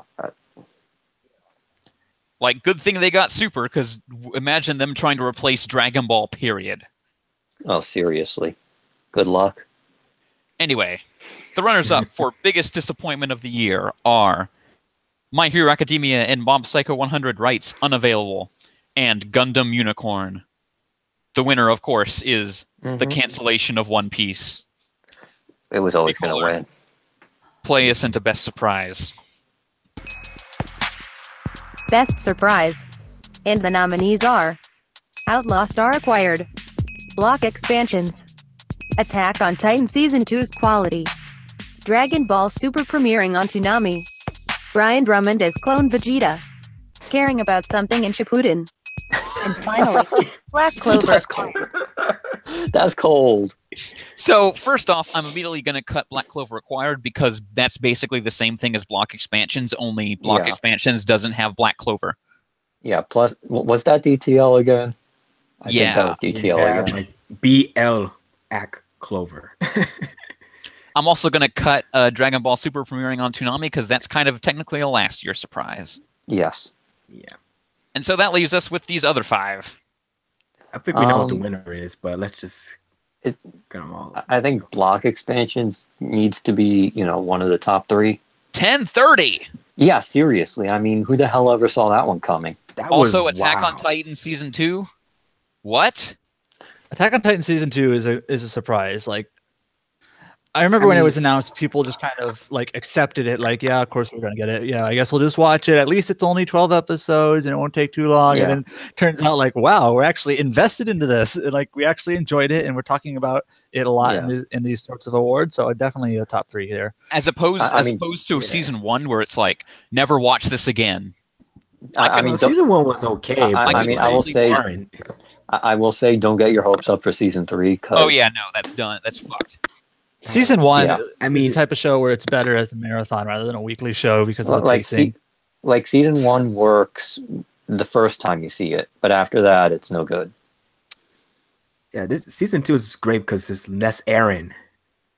Aaron is Yes. like the biggest problem. I mean, I think the 2 main contributors to season 2 being more well received in general are the runtime, less episodes, so the pace is snappier, it's less stalling, less padding, things like that, and the fact that it's focusing on kind of the fuller cast rather than Aaron, who are all mostly more interesting than him. So it's those 2 things Yeah. mainly. I quietly now- cut Caring About Something in Shippuden because Yeah, don't. that's- not that You don't. much. yeah, cut No. the Brian Drummond thing. That's like Yeah. it's like a nifty little unexpected surprise. I mean, it's cool. or like some and- stupid other thing. I don't. Uh, I wouldn't want to cut it. I think that's actually pretty cool, but it has nothing to do with like the block, right? But would you I Yeah. guess. would you take it over Outlaw Star acquisition? no, I don't. I I mean, think the Outlaw Brian, Star, like, it's not like a super big surprise, but it's just kind of a neat, cool thing. like, we didn't see it it- coming. it's a show that people associate with Toonami, like classic Toonami. It's a show that they don't have like perpetual rights to, like Cowboy Bebop they did for the longest time, Yeah. or Gits or Big O. So it was the type of show like once it aired, like it aired I think a little bit after its original airing, but I think Yeah. Metatron said something like it hadn't aired since like 2003 or something like that. So it's been Yeah, a long it's time. been a long time. Years, yeah. Wow. So what wins between block expansions and Attack on Titan Season 2? Block expansions. I mean, 1030. Are you kidding me? Unfortunately, it also comes for the first year with the unfortunate reality of Black Clover. Yeah. This is true, but it also means that when Black Clover's gone, I do think I think if I told you at the beginning of the year, hey, they expand to 1030 by the end of the year, you'd probably think you could think up a scenario why that happened. I think if I told you at the beginning of the year, hey, everyone loves Attack on Titan Season 2. I mean, I do think a lot of us that did read the manga more, sort of said, oh, this is going to be better because this is the only good stretch of the manga. I actually kind of think the opposite. If we're talking about like pure surprise, like just pure surprise factor, if people told me Attack on Titan Season 2 is better than the first season, I'd be like, oh, okay, I believe you. That happens sometimes. But if you were to tell me Toonami's going to start at 10:30, I'd be like, no, it's not. Like, really? Because we never expected like Adult Swim to give up that 10:30 slot. I mean, especially not Rick and Morty forever. Yeah. And also, the block expansions just could, combined with the fact that ratings just ended up being so, like, at least the Nielsen ratings appeared on their face to be so bad, and then suddenly it's like, we're 10:30 now. Oh, that should have been on their like ratings. Then I remember when One Punch Man was airing last year, we had like some of the best ratings Toonami did like they ever had, and then like shortly after that, plummet. Anyway, I think like we got the block expansion in a weird way because I think if you wanted to predict it, it sort of came along with, oh, they're going to show Fooly Cooly Season 2 and with the expansion, but it wasn't anything that big. It was Black Clover. Yeah, which is, I mean, who the hell saw that coming? Of course, that is the one big reason why it shouldn't win. Yeah, but it's also the reason it should. Hey, I mean, I Black knew Black Clover will be gone someday. Yeah, it's not going to be here forever. Unfortunately, Black Clover will be around until 2019. I mean, that's bad, but Anyway, I think block expansions is probably the winner here. Yeah. Yeah, I would go for it because I can't believe we might. I don't know, guys. We might get to 10 p.m. Who knows? I mean, who knows? I mean, yeah. So for best surprise, the runners-up are Outlaw Star Acquired and Attack on Titan Season 2's quality. The winner is block expansions. Seacoler, play us into Most Wanted New Show. Most Wanted New Show. And the nominees are Space Battleship Yamato 2199, One Punch Man Season 2, Log Horizon, Ping Pong the Animation, Blood Blockade Battlefront, Psychopass, My Hero Academia, Mob Psycho 100, The Ancient Magus Bride, One Piece, Fate Zero, Boruto, Vision of Escaflowne, Tiger and Bunny, Full Metal Panic, Free, and finally, Yushio and Tora. I'm immediately cutting because damn it. Free. And Fate Zero, please. Hold on. Well, B-dubs, you want to cut Fate Zero? Yeah. Okay. Wait, which one? Like the original that's Fate one Zero, show. Or there's only one Fate Zero. There's only the one. Is it? Yeah. What was the original Fate anime? Fate Zero. No, the old Fate anime. No, that wasn't adapted until after Fate Zero. Yeah. I thought there was before Fate Zero. You're thinking of Fate Stay Night, which was a visual novel, yes. but it wasn't adapted into an anime until after Fate Zero. Isn't it also by the anime? Fate Zero was an anime prequel to Fate Stay Night. I thought there was a Fate anime of something that came before. There's too many Fates. Whatever. Who cares? It's like Japan loves their fucking Fate. What anime is that subtitle line? People die when they are killed from. Fate Stay Night. Yeah. Didn't that come out before? You know what? Actually, I think they did have one before Fate Zero. Whatever. Yeah, whatever. Who cares? We're not getting any they of all them. Suck. Okay, cut Boruto, please. No. Hold on, Seacoler. Yes. Seacoler. Yeah, make a cut. Oh, I'm gonna cut. Did you have Psychopass in that intro? I forget. It's there. Oh, whatever. I don't It's remember right if it there. said it. Okay, well anyway, well, why is My Hero Academia and Mob Psycho 100 on this list? Yeah, Because we were people told still they're want not coming. I think Well, I think we this cut is them anyway. Are they allowed to vote for those? Well, yeah, because You can I vote think for it's like just all you shows want. we now, want. but Are Probably we just cut making One the shows Piece. that we want regardless of circumstance? I think the Yeah. thing that really kills those 3 shows is because we were specifically told there is no chance they are coming next year, at least. And I think it's fair to say One Piece isn't coming back either. Yeah. oh, but hey, C. Kohler, do you have anything else? I would say of all the ones that are listed here, like the one that I know the least amount about and that doesn't seem exciting to me would be like Full Metal Panic. Somebody's gonna fight you on that. yeah. Where's Really? that? Okay. Where's that GIF? Is it Fumufu with kicking some? Yeah, probably that. Like, That's the one. I would say maybe cut Psychopass because, Yeah, that was the other one I don't know much about. Yeah.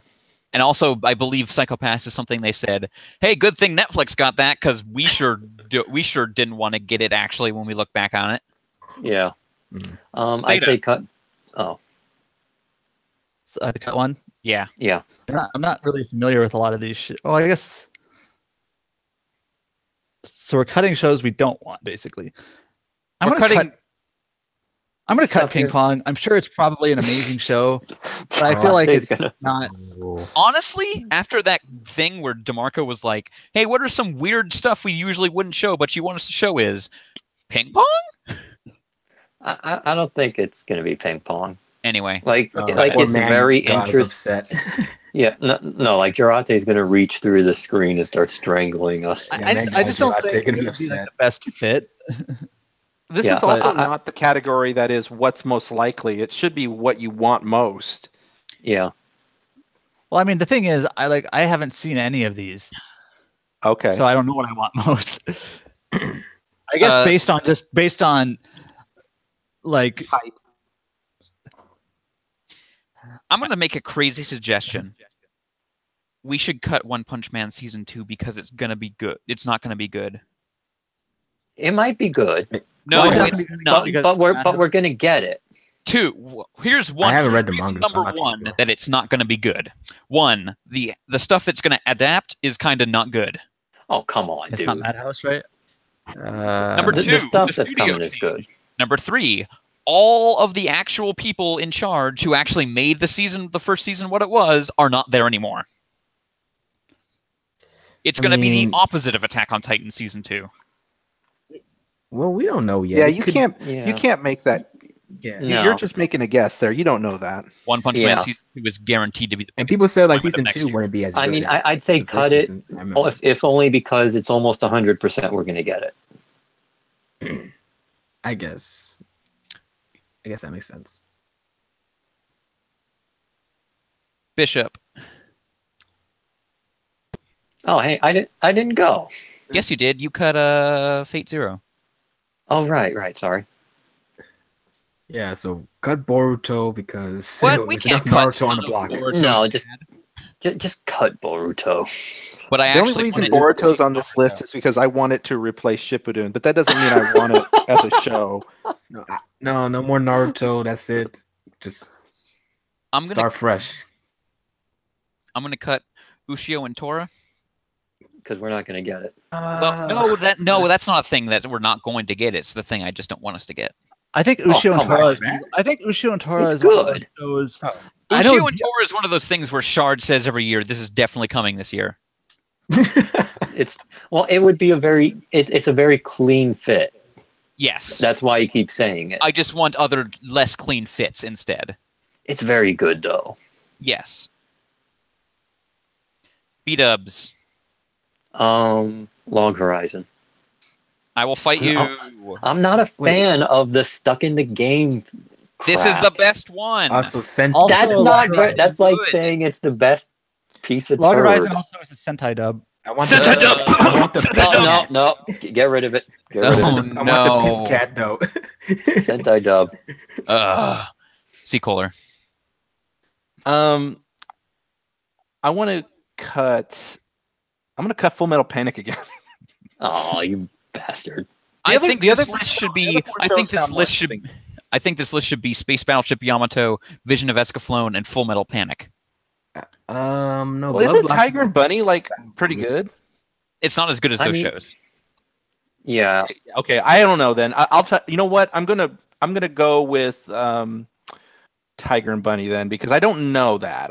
I've only seen an ad for Tiger and Bunny, and it looks like I like Tiger and Bunny, but apparently they ruined the dub because the translation over here, because they took out all the advertising.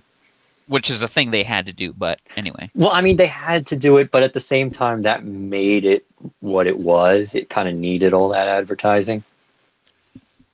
I mean, is it like that a argument big almost part, doesn't like make the sense to me plot? as someone who's unfamiliar. Like, why? Is Well, I mean, it's basically like, imagine if superheroes were real and had superpowers and was a reality TV show and each superhero had a bunch of sponsors. What if Superman what if Superman's outfit looked like a NASCAR car? Exactly. Wasn't that the part of wasn't that in like Mystery Men?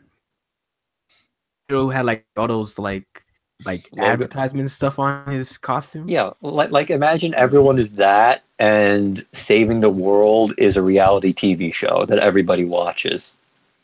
I mean, I've seen some episodes of it on a chiller blog. Yeah. I mean, we're getting down to these shows are okay category. At this point, we should just cut the reason. The reason the top three should be Space Battleship Yamato, Vision of Escaflowne, and Full Metal Panic is that we already know those shows are good. But Blood Blockade Battlefront is good too. I don't know anything about it. Is it as good as Escaflowne? I mean, I haven't seen Escaflowne, so... Escaflowne is something I feel like they are definitely going to get because they said they wanted to get it, and now there's a remastered Blu-ray and a new dub, and it's like, this is a clear Outlaw Star replacement. Yeah, like DeMarco has wanted that show for like a decade and a half now. I mean... Will they get it next year? I mean, Blood Blockade Battlefront has 2 seasons all dubbed. The second season just finished. So I think I just don't care about Blood Blockade Battlefront. I don't know anything about it. Once you see the opening and ending, you'll change your mind. Apparently somebody's got a magic eyeball, so. Mm-hmm. Anyway, I want to cut that. Like. Okay. Well, we have to go around the horn on this, so. Everybody chime in between Blood Blockade Battlefront and Full Metal Panic. Blood Blockade Battlefront is the one I'm cutting. Yeah, I'm going to ditto that. Yeah, I'm going to ditto that. Like, I've seen Full Metal Panic before, and you guys would really like it, I think. Okay, I believe you. All right. Like, plus it actually has a really good Full Metal cast. Panic too. Full Metal Panic can work as both the old shows and the new show. Yeah, because it's got the new season coming. Yeah. Okay, makes sense. I mean, they would have to show Fumofu at some point, though. That shit is just too funny. Anyway, C. Kohler? I don't feel strongly either way. Seda? I don't know anything about any of these shows. All right. So it sounds like Blockade by default, yeah. I guess by default, me and B-Dubs outruled Bishop on Blood Blockade. So that's fine. So ironically, our final 3 shows are all kind of old. Fine. But, the current state of new stuff coming out that we can actually get is not great. Thanks, Netflix. I think I'm going to vote Yamato for most wanted because it's apparently excellent. Like, it won, Anime of the Year awards. Back in the old lands, it won Best Anime for the year it came out. So that's how good it is. It also fits Toonami. Like, it's that kind of genre that would work well on Toonami. Yeah. It's in another space opera like Gundam. So yeah, a little bit. I guess. But actually good. Mm-hmm. Oh. Wow. I think I'm gonna go with Escaflowne because even DeMarco has been after that show for 10, 15 years now. He's wanted to show that since it came out. But do you want to watch it? Yeah, no, I totally want to watch it. I have a feeling that the casual audience wouldn't really take well to it. So, We'll see. Anyway, so that's one for Battleship. Yeah, I'm going to add my vote for Space Battleship Yamato. Throw me in for Yamato, not the one from Naruto, the good one. And then, Seida's like, I don't know what these shows are. He doesn't care. I think he's actually muted and gone to get a snack. Anyway, so I think that makes Space Battleship Yamato 2199 our winner of Most Wanted New Show. New, in quotation marks, show. We're going to get yelled at for that one. Mm-hmm. Our runners-up are Vision of Escaflowne and Full Metal Panic. Seida, are you around? Sorry. I told you. Was he in the box? No, we're done. We're moving on. I'm here, but I wasn't really paying attention too much to the show stuff because I don't know these shows. Anyway, we're moving on. Introduce best performance by a voice actor. Oh, wait, before I do, I just want to make a suggestion. The next time we go around, like, to do cuts, I think you should do them in the opposite order, just because I feel like, unfortunately, Imperial Bishop's not getting to say a lot. All right, yeah. All right, that's fine. I just keep cutting at the wrong time because I've some lag. Yeah. So. He keeps going for people's babies. Yeah. All right, here we go. Next category. Best Performance, Male. And the nominees are Ian Sinclair as Brooke from One Piece, Richard Epcar as Old Joseph from JoJo's Bizarre Adventure, Stardust Crusaders, Matthew Mercer as Jotaro Kujo from JoJo's Bizarre Adventure, Stardust Crusaders, Sean Schemmel as Goku from Dragon Ball Z Kai and Dragon Ball Super, Ben Diskin as Joseph Joestar from JoJo's Bizarre Adventure, Battle Tendency, Austin Tyndall as Ken Kaneki from Tokyo Ghoul, Keith Silverstein as Hisoka from Hunter x Hunter, Phil Lamar as Jack from Samurai Jack Season 5, Steve Staley as Banagher Lynx from Mobile Suit Gundam Unicorn, Chris Ayers as Frieza from Dragon Ball Super, and finally, Greg Baldwin as Aku from Samurai Jack Season 5. Bishop, make the first cut. Oh, this is so tough. These are really good. Okay, Austin Tyndall as Ken Kaneki. Yeah, sorry, we hate that character.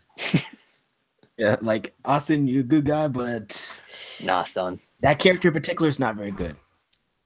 Seida. Let's see. I'll just do. This list is not lighting my fire this year. I'll do Greg Baldwin as Aku. Just it can't match up to the original. I mean, it's not his fault really, but no.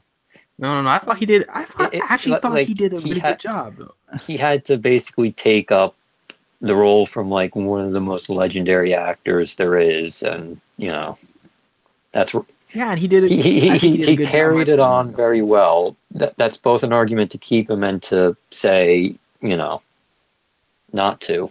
Is he top 3 though? Probably not. I mean, he probably deserves special shout out for doing as well as he did. Yeah. C. Kohler. Steve Staley as Banagher Lynx. Mm-hmm. We also hate that character. I mean, I don't think the voice actor's really the fault there, but I don't remember him. I don't remember that voice standing out. Steve Staley has a very his voice is always the same, so it can really fit certain characters really well. Remember that one scene where he has to where the Hitsugaya scene? Oh god. Yeah. For example, he voiced one of the Elite Four in Kill la Kill, the nerdy computer guy, and his voice is perfect for that. Oh. See, that's so strange. I can't remember his voice. That voice. Yeah. So. Huh. He's also isn't Steve Staley also McGillis? Yeah, I think so. And I think it works for that too, but hopefully McGillis doesn't get really angry at some point and start yelling, because then we know it won't sound good. So right. It's B-dubs. Let's see. I'm gonna go with Sean for Goku because, I mean, he does a good job, but it's Goku. There's not a whole lot there. I mean, he deserves a shout out for yelling that much and still having working vocal cords. But we're used to it now, so yeah. He's not really doing anything new with Goku. Here I go. I'm gonna cut Chris Ayres. Ooh. His Frieza, no, his Frieza is Space Napoleon, man. He already won. No. He did? He already won won. last Yeah, he won Oh, 2 years right. ago. Oh yeah, he won the last time Frieza was Not up. only did he win that year, but also, unfortunately, due to circumstances beyond his control, most of the time it wasn't actually him voicing Frieza. Yeah. Not that we could tell, but No. you know. I mean, his brother did a good job. Actually, it wasn't his brother. It was No, actually his brother voiced Frost, but then like some other Right. actor. I did, thought they had his fill-in brother. I thought they had lines. his brother it was cover actually for him. it was actually a third actor doing some fill-in lines here and there. Ah, right. Okay. Bishop, make a cut. Damon Mills. Oh man, this is. Did we forget to add in Ian Sinclair as Whis? He's already in there as Brooke. Yeah, you're right. And Brooke had a scene where he just got to bring it this year. So Yeah, I mean that's I'm gonna not make cutting it. Brooke. I'm not cutting Richard Epcar, of course. I'm not cutting. I don't want to cut. Well, maybe I'll cut Matthew Mercer because even though I really like how he does Jotaro, it's not really, in my opinion, as great as the original sub. it's just I'll back you Japanese up. version. it's It's Matt kinda Mercer generic. doing Matt Mercer. Yeah, I mean, I think Jotaro, from what we've had this last year, is too stoic to really show off. And or sound a little bit off to me. I mean, it takes some getting used to, but it sounded off at first. But I think he does a decent job. Nothing to write home about. Seda, we have 2 cuts left. Was Ian Sinclair's Brooke a runner-up last year? I think so. Yeah, I think won it last won. he's just that good. But if we were gonna have him win this year, it's because man, that scene with the singing. Okay, so That's like the only Richard, exception. I let would me make, just yeah. kind of make some comments here. Richard Epcar is old Joseph. I feel like he gets it. Like he sometimes you wonder how much a voice actor gets a character, but I feel like he kind of gets that he's supposed to be kind of like corny and like no one actually like talks like old man Joseph talks. Right. It's almost like a balance, like he's yelling all the time for no reason. But it's like really corny, and he basically everything has to be said with like exclamation points after it. And I feel like it just matches really well. Keith Silverstein, like I wasn't really familiar with him much like recently, but I've been seeing him popping up in more and more places, and like he has some really really good range. Like I didn't realize he was the villain in Persona 5, and he does a really good job as Shido. And One Piece Film Gold. And like, Just hey, Seda, before you continue, I just want to say I nominated Keith Silverson, but I have to disagree with you in that he uses pretty much the same voice everywhere, but it's a beautiful voice. I love hearing his voice. It's I mean, so I can good. tell it's him, but I do think he's a little bit more versatility than, I don't know, like JYD or Epcar. something. Yeah, Epcar kind of sounds the same all the time, Yeah. So but in not a good way. But like Silverstein, he's just like he is Hisoka to me because that voice.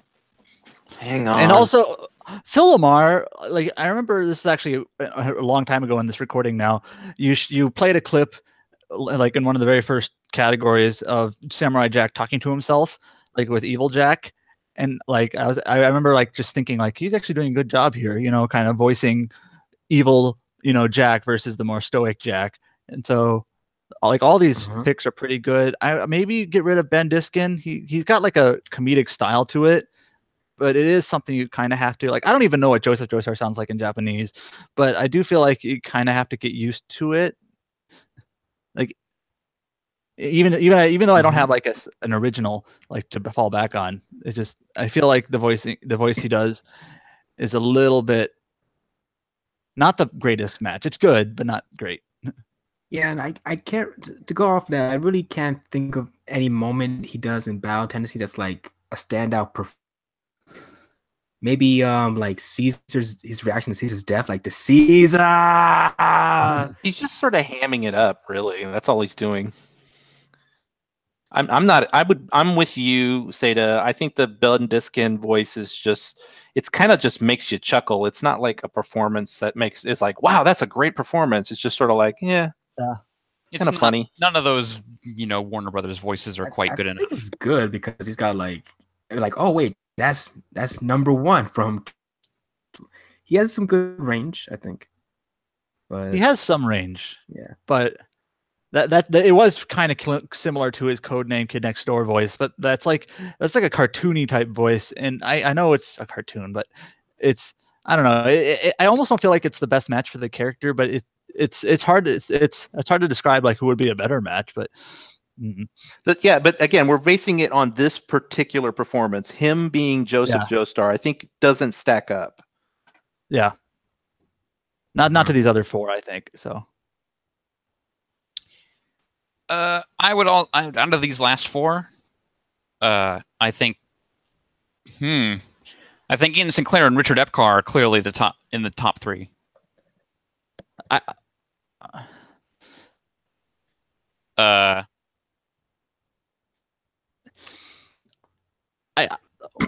If I saw this list this morning, I would say cut Phil LaMarr because he does just do, Samurai Jack doesn't talk a lot. He's just kind of stoic. Doesn't have a whole lot of inflection in his voice, but I do think he does the job well, and then like he kind of contrasts it well with like his inner Jack or whatever. But is that enough? Yeah, I think the first 3 episodes, like the first 5, where he's like alone, he's pretty much contemplating like his inner demons, is like his best performance. I mean, yeah, he definitely kills it there. Silverstein, though. Mm-hmm. Wait, what? I think he should be top 3. I like Hisoka, but he didn't have to do a whole lot of acting. There was no like. What are you saying? Are you saying that Keith Silverstein is a creepy pedophile clown? No. I'm saying that Hisoka was fairly outside of. I think Keith Silverstein makes Hisoka for me. And I am coming from the angle here that I don't know what Hisoka sounds like in Japanese because I am, an idiot or whatever. But I think his voice, like he would, I'm actually considering him for the number 1 spot, to be honest. Ooh. But so I agree that Keith Silverstein is a great Hisoka, and I know what Hisoka sounds like in Japanese. So I think he's a good fit, and I feel like orgasm scene when it's gone is like. Yeah, maybe he does. Maybe he should get in over Phil LaMarr. I don't know about that. Also, here's a more dramatic take on his Hisoka is whenever he's lying to people, you can't tell in his voice. He does a good job with that character. Oh wait, what was that scene in Samurai Jack where Jack was just about to give up hope? Like when when he was trying to through his like inner self, like meditating, he's like, I give up. I cannot do this any longer. Like I think that was a good performance right there, where he's trying to conquer his inner self. And Evil Jack was getting all twisted and deformed at that old guy. Like I do think these 4 are easily the top 4. It's like, okay, who's the weakest one? I think maybe then we should go with Phil LaMarr because he had to do Evil Jack as well. Yeah, I mean, I think he had to do more with Jack than, he had to not only do Jack, but do Jack's inner demons. I do think he did a good job where, like, how do I put this? The voice was clearly his Samurai Jack voice, but it clearly wasn't the same Samurai Jack voice. Right. Like it sounded like what you would expect an evil Samurai Jack to sound like. Yeah. And it actually makes me think of like what, like, spoilers, Goku Black is going to sound like. Yeah. I know his video game so far voice was kind of like gravelly and like clearly like. Yeah, that was more because they weren't told what the twist on the character is. Sean didn't even know what exactly it was. Just like, oh, evil Goku, okay. But like that's all he got told. So, what I'm getting at is I think it sounds like Samurai Jack, he does a pretty good job basically making him sound like he's not really like evil Jack, but more of a sinister Jack. Right. So I think even with regular Yeah, and I think even with regular Jack, he manages to find a way to make him feel older. You know? Okay. And even despite being a stoic character, he doesn't speak like monotone. Right. Yeah, he doesn't have like a monotone voice. It's more duality in his voice. If that's the right word. Am I using the right word? Duality? Yeah, it's like more fluctuation in his voice. Yeah, I think Phil Lamar is the guy who came into the studio this year, having not done this voice in years, and being told, "Hey, you're gonna need to do some crazy new things with this guy." Yeah. And then he managed to not only do it, but knock it out of the park. This is the one category where I wish we could give like the winner to multiple voice actors. But So for me, between these final three, it's between Ian Sinclair and Richard Epcar. Man, Richard Epcar is just a fucking delight, but man, Ian Sinclair knocked that scene out of the fucking park. Knocked it Also, out of the Ian fucking Sinclair is stratosphere. And I'm sorry. As also Ian Sinclair is Weiss, and that's like he's the delight there too. I know that's not the nomination, but I'm fine if you cut Keith. We did cut Keith. I think. Well, I mean, okay, you did. Okay, good. We're he discussing knocked that one by me too. I just noticed. Okay. We're discussing who wins between Ian Sinclair and Richard Epcar. I would say Epcar. okay, if this was any other year, and we didn't get like the entire Brook flashback scene and the entire We Big did. Sake or Big Bruce scene, Yeah. like this year, I mean last year, I would give it to Epcar or Phil Lamar, but Okay, give it to Ian. God, that's so powerful. Give it to Ian. Just do it. It's Yeah. Ian. I'm voting for Ian. Like he got It's the last time he's gonna. God. Well, it's not the last time he's gonna win, but most likely. Yeah.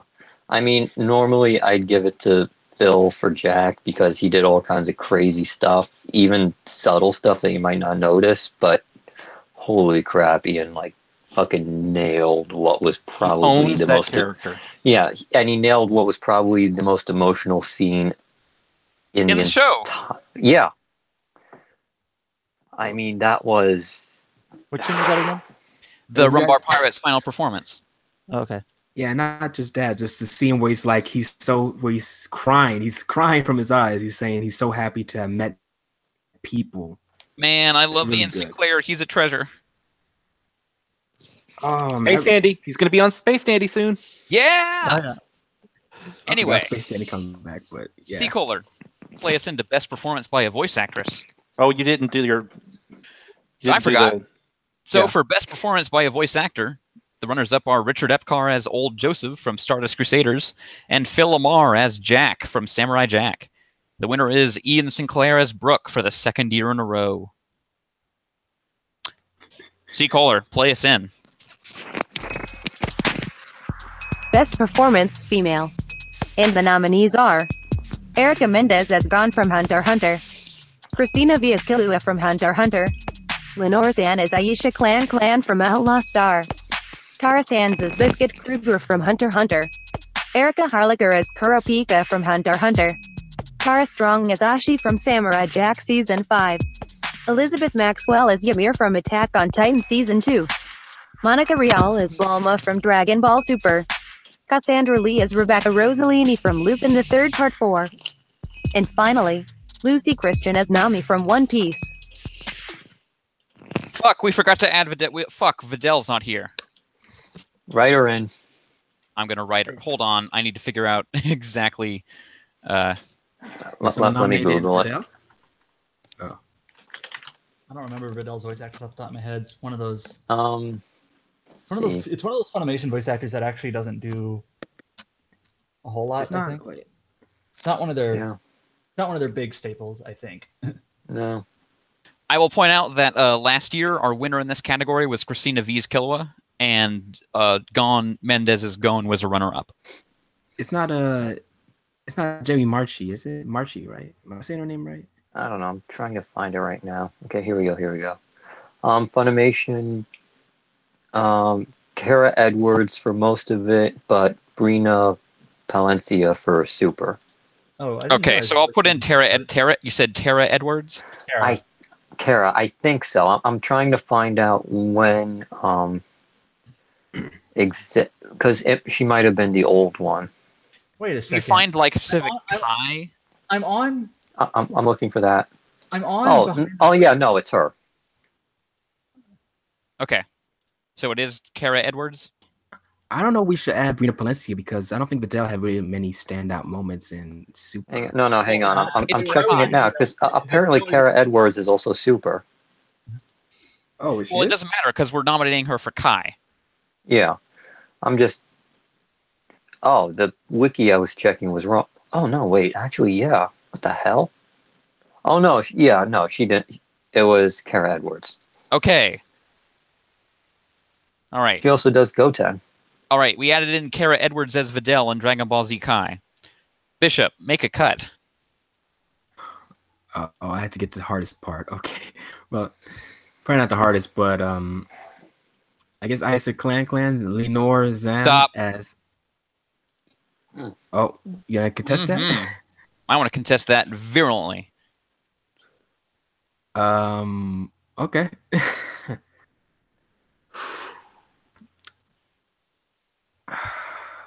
Who won last year? Last year's winner was Christina V as Killua. Okay, I guess we could cut Christina V out, even though. Okay, Killua has some really good moments in Greed Island That's why I think you and can't cut him. in. I think there are new characters who should be rewarded here. Mm. Oh boy. I think especially like if we're gonna go Hunter x Hunter, you know, Biscuit and Kurapika especially this year. Erica Mendez did really great as Gon this year. So, oh, this is Cut tough. Lucy as Nami. This is actually a really hard one Okay, because yeah. Cut Lucy I Christian mean- as Nami. Yeah, Yeah. I would say cut Lucy Christian because Nami's bigger moments didn't really happen this year, last year. I mean, we only got how many episodes of I'm saying One Piece this did we get this year? Like less than 20, and like Nami wasn't really a focus. So yeah. 13. Seda, who cut somebody else? I'm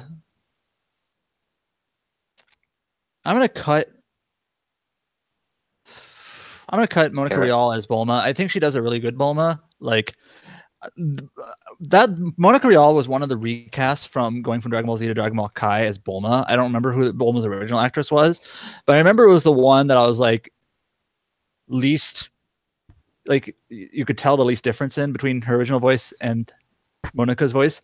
Like she did a really good job filling in, and now like I hear that voice, I hear Bulma, and I think she's like the one I associate with her, and I think she does a good job, but it's not like,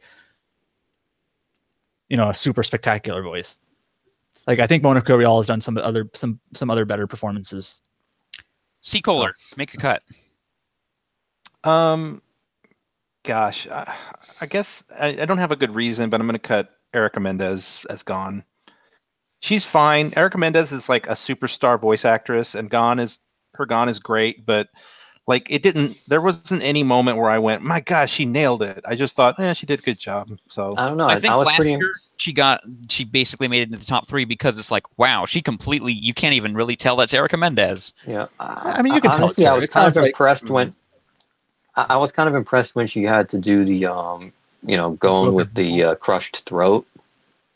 yeah, I guess, but I mean, I don't know. It's just not doing it for me. I'm I looking also at these think other names, and I'm like, there's more interesting names on this list here. And also, yeah, I kind of maybe bouncing off your point. I don't think Gon, the character, really had any big moments that really required a stellar performance, in a sense. next year last though, year. oh boy. Oh boy! So I mean, she's gonna win next year. B-dubs, do you have a cut? Following that logic, I think Christina Villa's Killua can be cut. He has.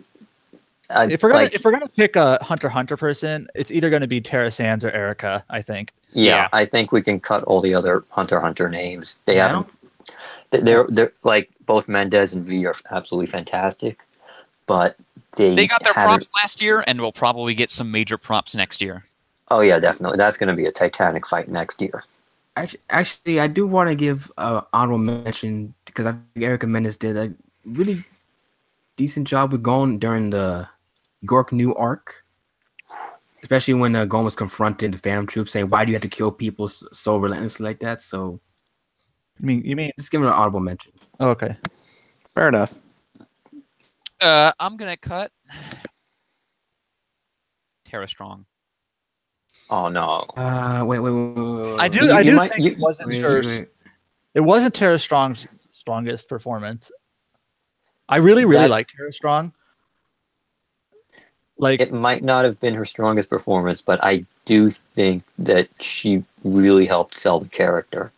Yeah, like the part. I mean, her, being strung up and basically screaming, "I'll kill you! I'll kill you! I'll kill." That was very, Also, when she was being controlled by a goon, she's like telling Jack, Jack, kill me." I'm like, "Oh no, don't do it, no!" Like she really sold that line. I just don't know who else would possibly be cut, and I don't know that she makes top 3. I think Kara Edwards is Videl. I mean, I know we just sort of put her on there because no one suggested her, but at the same time, yeah, okay. I guess we could think about her fight with Spopovich, where she had to settle, like she was getting beat up pretty badly, and she had to settle like. Man, we're trying to find reasons to cut people, not to cut them.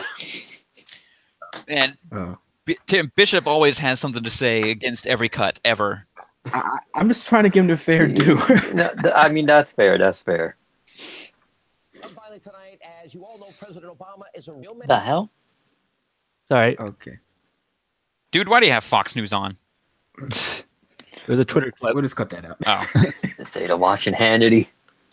Okay. Okay. So, but if you want to cut Kara Edwards, I'm not gonna try and contest for her. So. Cut her. Bishop. Oh.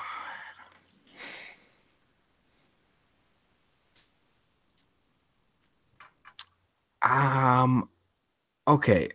Towards Cassandra Lee as Rebecca, because I like her as Rebecca. She does the role really well.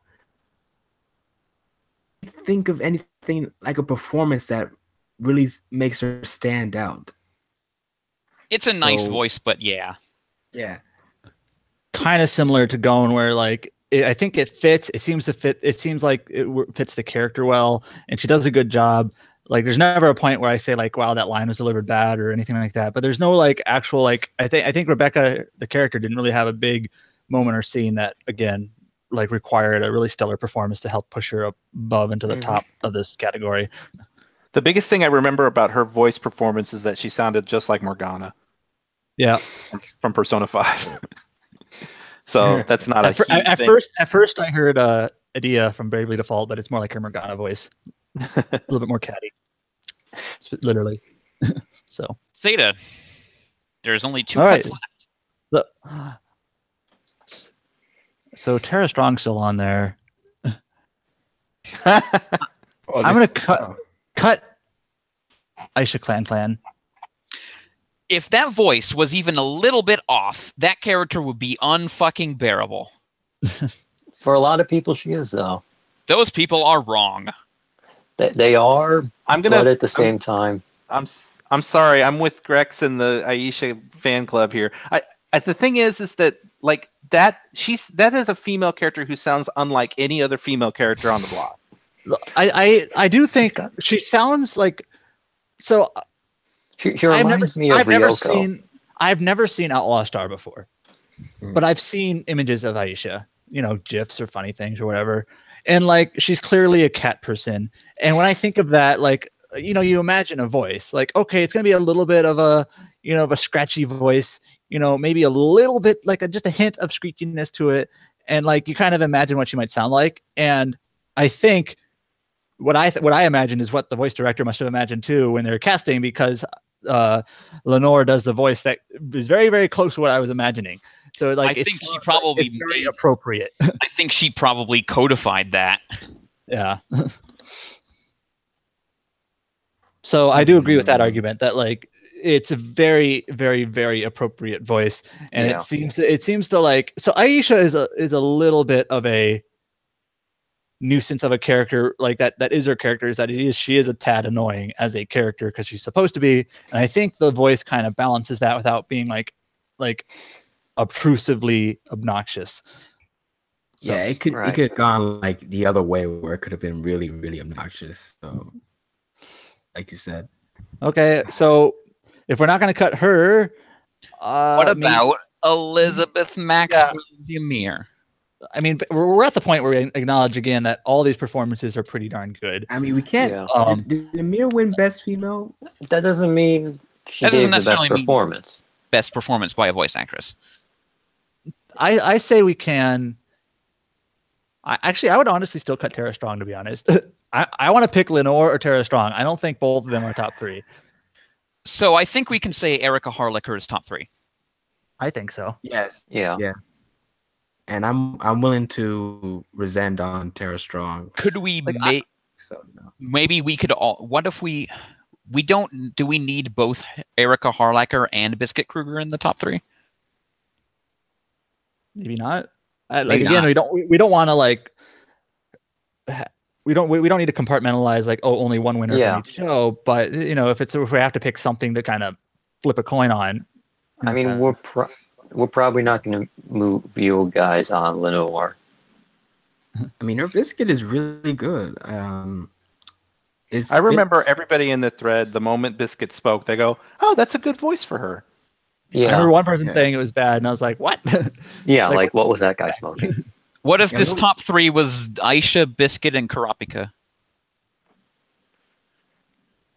I don't think Aisha makes Okay, nobody cares, but my top 3 would probably be Tara, Erica, or Tara Sands, Erica, and like I would put both the Hunter x Hunter people in my top 3. Like my third one, I don't know.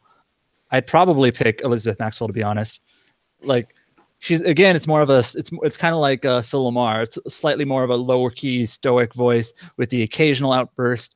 But then what if we said the most contentious ones were Aisha and Ashi and cut them both? Well, was I the only one who didn't really like Aisha? I mean, I understand the argument. No, I mean, like, I kind of agree with Seda. Like, I don't think it's a top 5. Well, it is a top 5.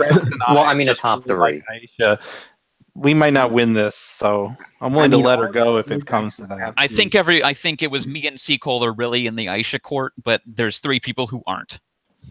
I mean, we can see where you're coming from, but all these voice actresses have to balance that line between getting the character just right. So they all are kind of in the same ballpark of Lenore, where they have to make sure the voice isn't like. I just think Lenore's Anne had 0 margin for error. Yeah. Not to ruin the character. I just like the way she sounds. Like she's just like she's just so unique, and that's the thing I liked about her. It's just as like, I don't know. There's just no other character that sounds like her. I hate to say this, but I'm trying to remember what Elizabeth Maxwell's Ymir sounds like, and I can't. I know, I can't either. Yeah. Although I I think she did a remember good performance. I just don't think it's like her voice was like really memorable. I remember when she was going to jump down, like in turn to her Titan form for the first time. But it's more of a stoic. It's more a very stoic female voice. This is tough. Tough. I guess Tara Sands' Biscuit Kruger is probably on this list. Yes. Yeah, I think both the Hunter x Hunter names are there. And I think you and Rex and Seacola have made enough of an argument, and I understand it enough to put Lenore as like in the top 3 as well. Basically, it's a role that's really, really hard, and she basically hits it. And basically, well, that's basically a majority then. So, yeah, okay. I think I'm going with Lenore. All right. So that's our top 3. Yeah, and I think one of the Hunter x Hunter people wins. I really wanted to go to Erica Hallicher because, oh my god, she's got the most. Last year was that was Karapika's year. Yep. Yeah, I think she had the hardest thing to do. It's interesting. Biscuit has a great voice, but Karapika performed more. Erica Harlacher was the only one of these who was asked to carry an entire arc. It's also interesting because it's not too often that you hear a female voice actress voicing a teenage boy, like younger. Like I know Gon and Killua, but they're a little younger. but like, but I don't know the character ages, but Kurapika looks and acts older, and the voice sounds older from an actress. Yeah. And from what I understand, like his voice is a little bit girly, just a bit, but from what I understand, that's pretty faithful. Yeah, he's supposed to be fairly androgynous. Yeah, so it seems like it's a good fit based on my understanding, my purview of things. I guess I'm not going to argue with you. I think Erica is my vote. Yeah, I think of the people listed, she wins. Yep. I think we're going to go with that, and that's going to be well received, and everybody but us is going to be like, why is Aisha on the top 3? Yeah. But I feel like she deserves it personally. So for best performance by a voice actress, our runners-up are Lenore Zan as Aisha Clan from Outlaw Star, Tara Sands as Biscuit Kruger from Hunter x Hunter, and our winner is Erica Harlicker as Kurapika from Hunter x Hunter. C. Kohler, play us into best dub. Here we go. Best English Dub. The nominees are all shows that premiered new episodes in 2017. Okay, so first things first, Hunter x Hunter is definitely in the top 3. Yeah. It's very surprising. Let's Samurai cut. Jack is disqualified for not being a dub. Yeah, it's originally English. Although it doesn't count. we could say this is this is best overall voice acting. Yeah. Well, let's just hold on to it for now. Cut Lupin. Yeah. Main cast is fine, but way too many stereotype and side characters. There's a lot of we can't forget the accents and the ridiculous. I also don't like the voice of Lupin. Sorry, I just don't like it. I can see that. He's always been his classic. Yeah, he's always been Lupin. They got the classic too voices cartoony. back. He doesn't sound That's like. the point. It's just too. It takes me out of the show. I'm gonna cut Naruto Shippuden. Yeah. Oh God! Remember that clip we heard earlier? That was Mhm. terrible. I mean, Naruto Oh, my Shippuden is classic board viz. Yeah. Actually, frankly, most of these dubs are good.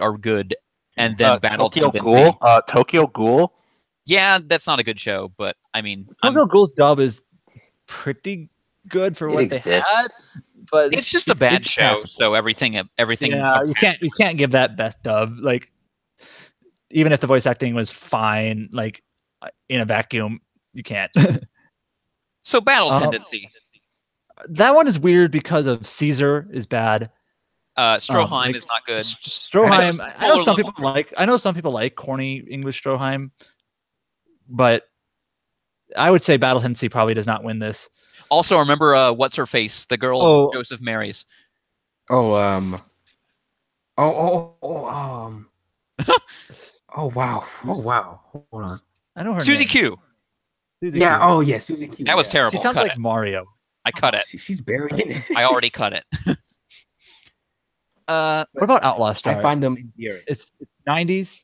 You can kind of tell it's a little bit of an older dub just from. I mean, it's hard to describe, but it's stylistically. I kind of like it though. Yeah. One of the things I've noticed about Outlaw Star is that the guy who voices Gene, he's got a real kind of natural way that he does his performance. Yeah. It struck me. I remember thinking about it and being like, "Wow, I was expecting Outlaw Star to have a terrible dub because it was from the '90s, and it actually isn't that bad." Yeah, it's one of those 90s dubs that was actually good. I really, really, really like Jim's voice. She's one of my favorite too. voice actors. Yeah, no, Jim is great. At all. She unfortunately doesn't do voice acting anymore because of like an accident, which sucks. But Yeah. I'd rather But go I for really love Unicorn. I think Unicorn doesn't have much memorable going on. No. I can't remember Yeah. unicorns. So yeah, it may be cut off. Iron Blood Orphans. I mean, the dub is good for Iron Blood Orphans, but it's not like top 3 in my opinion. Nope. okay. It's What about Bleach, Dragon basically. Ball? I think we can cut both Dragon Balls. I think I that's mean, fair. I think Super's dub is better than Kai. They're both fine, but I know a lot of people. I know a lot of Dragon Ball fans who are watching both the dub and the Japanese airing. A lot of people seem to like the dub, not just the voice acting itself, but the flexibility that Funimation throws at it. Some of the ad-libbing, just some of the banter, some of the comedic stuff seems to flow a little bit better. Is it top 3? Though? Obviously, that's the thing. I'm just throwing some I don't think it impressions is. that people have had. I can't say it's top 3, even Well, though like, it's a good dub. It's definitely good. Cut Kai for sure. Well, then maybe leave Super. For now. Yeah, leave it for now. Yeah. Do we think as a totality of all the voice acting performances in Samurai Jack, do we think it hangs? I don't think there's a bad voice in there. I just don't think they're. Well, yeah, we have Phil. I think Phil Lamar and Scotsman definitely do. And I say what you will about Greg Baldwin, but I think he really. I mean, I think Greg Baldwin comedic probably did the so- best replacement job you could do over Yeah. something that nobody had any control over. Right. Is this I list mean, Hunter x Hunter, Samurai Jack, and Attack on Titan? Well, Attack on Titan, though. I don't know how you're skipping There's over the- there's One the whole- Piece. Well, the Attack on Titan, I think most of the voice acting is good, but then there's the whole Aaron is a Titan thing that sounds like a goober. Oh yeah. Yeah. Sometimes I Yeah. straight up can't tell what he's saying, so I'm gonna cut it. Yeah. Like, I don't really know what they're like. I actually started laughing when he's like, yeah. it's like Yeah. it reminds me bad. very much of Bale Batman, where he does like this really gruff voice. Yeah. It's not really gruff. Except It's like worse. it's too much saliva. Like Reiner, It's like- son of a it- bitch. Like what It's is going like on there? Eren as a Titan is gargling marbles. Well, that's the thing. Like Aaron, when he gets really mad, sounds like Bale Batman, and then like when he's Yeah. in Titan form, they add like a sound over it that sounds like he's like garbling on himself while he's doing Bale Batman. And it's So just, he's gargling marbles while gargling marbles. so it's just like I think a lot of the characters are good, but that's a pretty big knock against it. Yeah. I think we can cut Stardust Crusaders. That was my next suggestion. Yeah. Stardust it's- Crusaders has moments that are great, I think, but there are just every once in a while There's just- weird choices. I mean, everyone's adequate. Mhm. I mean, Richard Epcar and Patrick Is the Sykes standout. are standouts. Yeah. Everything Matt else Mercer is a kinda- perfectly solid stoic Jotaro. And some of the other like side character voices. So are really, okay, like, so Hunter x Hunter's in our top 3. Mhm. And Yeah. we have to decide 2 out of 4 between Super, One Piece, Samurai Jack, and Outlaw Star. Yeah. I think now is when we cut Super. Yeah. Mhm. I think we cut. I think our final 3 is Hunter x Hunter, One Piece, and Sam Jack. I agree. Yeah. Like I'm with you guys. people, I think people I like want One Piece to be in there because like there were some standout performances like from Gecko Moria and some of Yeah. his like Yeah. Dr. Hogback. Those voices were great. And of course, the crew, the entire Straw Hat crew, is always excellent. Yeah. And I do think there are some bits in Outlaw Star where, as much as I do like what they do for the most part, there are voices that it's kind of like, really? Like, pirate guy is going to be that stereotypical piratey? Like I half expected his last line to be, "From hell's heart I stab at thee." Oh, that would have been good. It really would have. All right, so our top 3 are Hunter x Hunter, One Piece, and Samurai Jack. I think Hunter x Hunter is the runaway winner here. considering we have 2 of our best actresses from there. Yeah.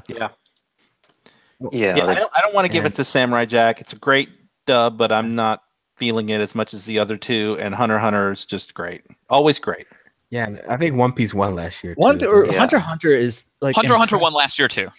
It did. of course. Oh, Oh. But it's just I mean- impressive how many characters there are, and they're like almost all of them are at least good. There's the only Yeah. character that wasn't was that one like bearded dude in the dodgeball thing. I forget his name. Yeah. When Viz Uh, really wants to be good, they're really fucking good. Yeah. So I think if One Piece had kept going into the next arc, it probably could have won, but given it didn't and it stopped, I think that's fair. yeah, there's some amazing performances in that arc. But So oh, for well. best Two more. dub, Do it. for best dub, the runners-up are One Piece and Samurai Jack. I mean, I guess this is best overall voice acting. Then Yeah. Yeah. the winner is Hunter x Hunter. C. Kohler, Again. play us into worst show of the year. Oh boy. Worst show of the year. The nominees are all shows that premiered new episodes in 2017. So, in the interest of time, I'm gonna point out what the incredibly obvious final 3 here are: Tokyo Unicorn, Shippuden, Tokyo Ghoul. Done. No arguments. at all. Yeah, no, that's I fair. agree. That's I was gonna. there's no other one that could possibly be in the bottom three. I think I mean, I was gonna say Tokyo Ghoul wins. What comes in second? Tokyo Ghoul is my winner, but I didn't. Well, I guess Yes. Tokyo Ghoul is a show we have already determined is the worst show to have ever been aired on Toonami. But this is not the exact same amount people who made that decision. This is true. And so we should talk it out a bit. But yeah. Let me just say that Tokyo Ghoul and Unicorn are like garbage. Both those shows are the only shows I did not watch. They were so bad. I just decided. Right. I will point out that once again, at least Unicorn had animation. Tokyo Ghoul, when it ended on a 5-minute looping GIF. Yeah, I was like, Ishigete, just like while had single two GIF. terrible endings. Tokyo Ghoul offended me with how pretentious it was. Like, remember that clip of Kaneka getting tortured that we heard earlier? Oh God! Oh, pick Tokyo Ghoul. and he became Super Saiyan Ghoul. Like, oh Lord, that was so stupid. I'm sorry, Tokyo Ghoul, but your fate was determined far, far in the past. That was a quick category. oh, my For worst show of the year, the runners-up are Mobile Suit Gundam Unicorn. Can we say a few words about how fucking boring Mobile Suit Gundam Unicorn was? I remember nothing from it. Like, if that story had been halfway decent, it probably could have been a contender. The only thing I remember was that there was some kind of space constitution and a guy named Full Frontal. It was basically that National Treasure movie, only in space with giant robots. Naruto Shippuden, old reliable. We got ostriches, guys. Ninja ostriches. Let's just pencil Shippuden in for next year too, shall we? We have Black Clover. You know, who knows? Well, Shippuden, Black Clover probably has better voice acting and animation. We'll pencil them both in. Hopefully next year will be the year where there's only 2 real actual bad shows and we can just move to a ranking.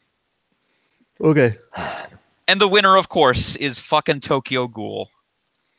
Yeah. So, C-Kohler, play us into Best Show.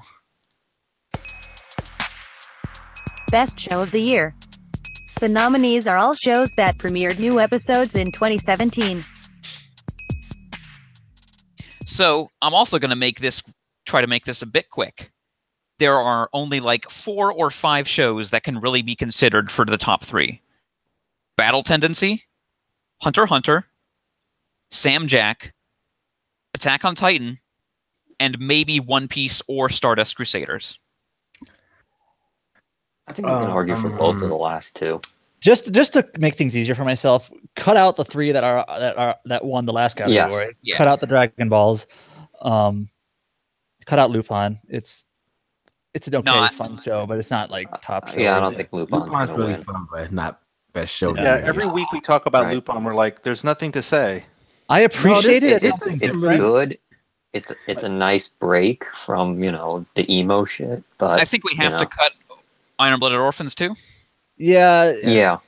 We haven't seen a whole lot of the season yet, and one of the first arcs that revolved around Takaki and Aston was not good. I think like where the last episode ended and what like the episode we're going to see later today, I'm like actually kind of interested. The second half I think the second half is going to bring it. Like I hope so. But yeah, the first half is not going to be. It's not good. I also think Outlaw Star can go. Yeah, Outlaw Star. It's kind of weird. Like it's fun. It's an enjoyable little romp, but outside nostalgia is not like really stand out. It's not best show category, but it's very fun category. Often put it in the same bag as Cowboy Bebop, but it doesn't deserve that. Right. I kind of feel like I almost feel like it's like a popcorn show, kind of like I almost kind of feel like Inuyasha to me or something, where it's like not maybe quite the same tone, but like it seems to do what it does well, but it's not especially interesting. But it's got a nice style to it. It's got some neat little characters, but totally agree. It's nice. One Piece. One Piece is a hard one because we have to cut it because of how if One Piece had stayed on the air this entire year, this is the fucking impossible category. Yeah, because it Well, would what probably is it? we'd probably have to give it to it. So, Bodhi? It sucks because wait, which show won best show last year? Last year, best show was best show of the year was One Punch Man. That makes sense. Yeah, Wait, what was the show? What was the One runner-up? Punch Man. Runner-ups were Samurai Champloo and Phantom Blood. I think we said that if last year, right before they announced One Piece was going to get cut, we said, "Oh, One Piece could win this year." Mm-hmm. And We then said cut. if with the stuff, basically the way the events have shaken out as to what's going to actually be on One Piece in this year, it might not be possible to not give it best show, and then they cut it. So I guess we have to too. Yeah, I like Thriller Bark, but Sabaody is pinnacle One Piece for me, and they didn't air it. They should have though. I also think Stardust Crusaders is not nearly as good as Battle Tendency yet, especially the stuff that aired this year. Yeah, we're not in like the really good part of Stardust Crusaders, to be honest. I agree. Yeah. I mean, it's just starting to pick up. That leaves us with 4. Battle Tendency, Hunter x Hunter, Sam Jack, and Attack on Titan. And here's my argument if you want to consider not putting Samurai Jack in the top 3. No. Those first 3 episodes are so fucking incredible that if they were just standalone, Sam Jack would win. But there's 7 other episodes, and they're not nearly as good. Nothing can be as good. Okay, I want to say they range from pretty good to just okay. I want to think, in my personal opinion, episode was it 9 where it was revealed that Ashi was really a real daughter That of one Akush, was good. and it looked like Jack had lost and Akush holding his sword above him. That is a great episode. Yeah, I will contest that. But those first 3 episodes, nothing else in the season comes close. I mean, that's why Jack needs to be in the final 3. I just think the other 3 shows are way more consistent. But at the same time, there's nothing that's ever been on the block that's been anywhere near as good as those first 3 episodes. The rest of it ranges from good to pretty good to great, but those first 3 episodes, man, that's why it has to be there. I mean, if we look at the other shows in comparison, I mean, Hunter x Hunter had the York New arc, so it definitely has to be in the top 3. Yeah, Hunter x Hunter is a lock. Is Battle Tendency. Attack Battle on Titan Tendency is a lock. And was better. Season 2 was better than season. However, I think it all kind of cooled down after the Reiner and Bertold reveal. It cooled down a little bit, in my opinion. Not to say it was bad, but it's kind of cooled down a bit. It kind of cooled down once Aaron was there again. Yeah, once Aaron returned, it cooled down, and the final episode was just like, punch! Oh, now I control the Titans. Like, oh, come on. Like, I think that Jack and Titan have the same sort of thing where the episodes range from good to great, but Titan never has that run where it sort of transcends, what we've seen. That's tough. I don't know. I just think Attack on Titan. I just think Titan's average quality is just a tiny bit higher. Well, I mean, that's only if you take out the first 3 Jack episodes. Take those. I mean, even with those first 3, no way. Like there'd have to be like completely garbage episodes of Jack to bring the level I think down that one that much. was mostly flashback was kind of garbage. It was not even a well executed. Remember this?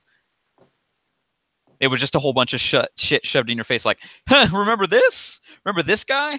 Remember these rave That was a dancers? fun episode, though. They're still raving. That was fine because it builds up to them coming together in that final climactic battle. You kind of need that episode for the finale to work. Also, they spent episode 9. They waste these. I mean, Attack on Titan season 2. A lot of their time on things that they clearly should not have. At the same time, Attack on Titan season 2 has, Aaron. He is there. He plays a big role at the very end, and he is will always be garbage. I think he was better though. He was better, but he was still hot garbage. Slightly. He was fine. Come on. Let's Sounded let's like he go was around the horn and gargling. everybody pick which one they want to kill. I want to kill Sam Jack. You monster. Mhm. Titan. Sam Jack. All right. Is it my turn? Yeah. Okay. I want to kill Attack on Titan. Are we saying Say what that. we're picking, or are we saying what's in our top 3, or what we're cutting? Cutting. Cutting Sam Jack. Oh, Wow. So that's what, like, wait. guys are monsters. That's 1, 2, 3-2 against Sam Jack. Oh, come on, guys. They're Come on. monsters. Look, Friggin' weaves. that I, the last 7 episodes. I feel like everyone has to rewatch it first before, decide. That it was just it was kind of disappointing. Overall, I don't as know. an overall, It's not disappointing. It's just I don't know. as an overall season, those first 3 episodes, it's hard to look past those first 3 episodes, but when you have to take both those and the other stuff, and I just don't think that other stuff was. I think, frankly, the last 7 episodes, none of them, like the vast majority of like the first 4 seasons of Samurai Jack are above those episodes. I just want to know, like, who here like rewatched season 5 after it ended? I have not. I have.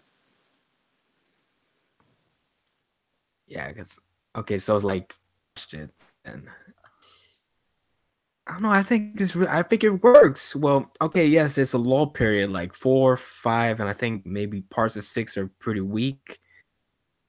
And episode 7, what's the episode with Ashi and Jack? It picks back that one up. was like, I think the episode Yeah, where it they picks back basically up spend after the that. entire last half of the episode basically having a sex scene with no sex is kind of fun, but also I don't know about that relationship. so It's like weird. when Jack basically like gets the sword back and overcomes his inner self was really good, but Everything in the last 7 Okay, episodes yes, feels like it should have had it should have had more than 1 episode dedicated to it. I think maybe they could have gone for 12 episodes, honestly. And especially when you realize, okay, so what did they spend their time on in those 10 episodes? Oh man, here's Scaramouche trying to get on a boat. I like But, Scaramouche more than I like Eren. Did you need Scaramouche to be in this show? I mean, if he all played a that bigger time role in the end, yeah, I guess. spent on Scaramouche that could have been spent on anything else.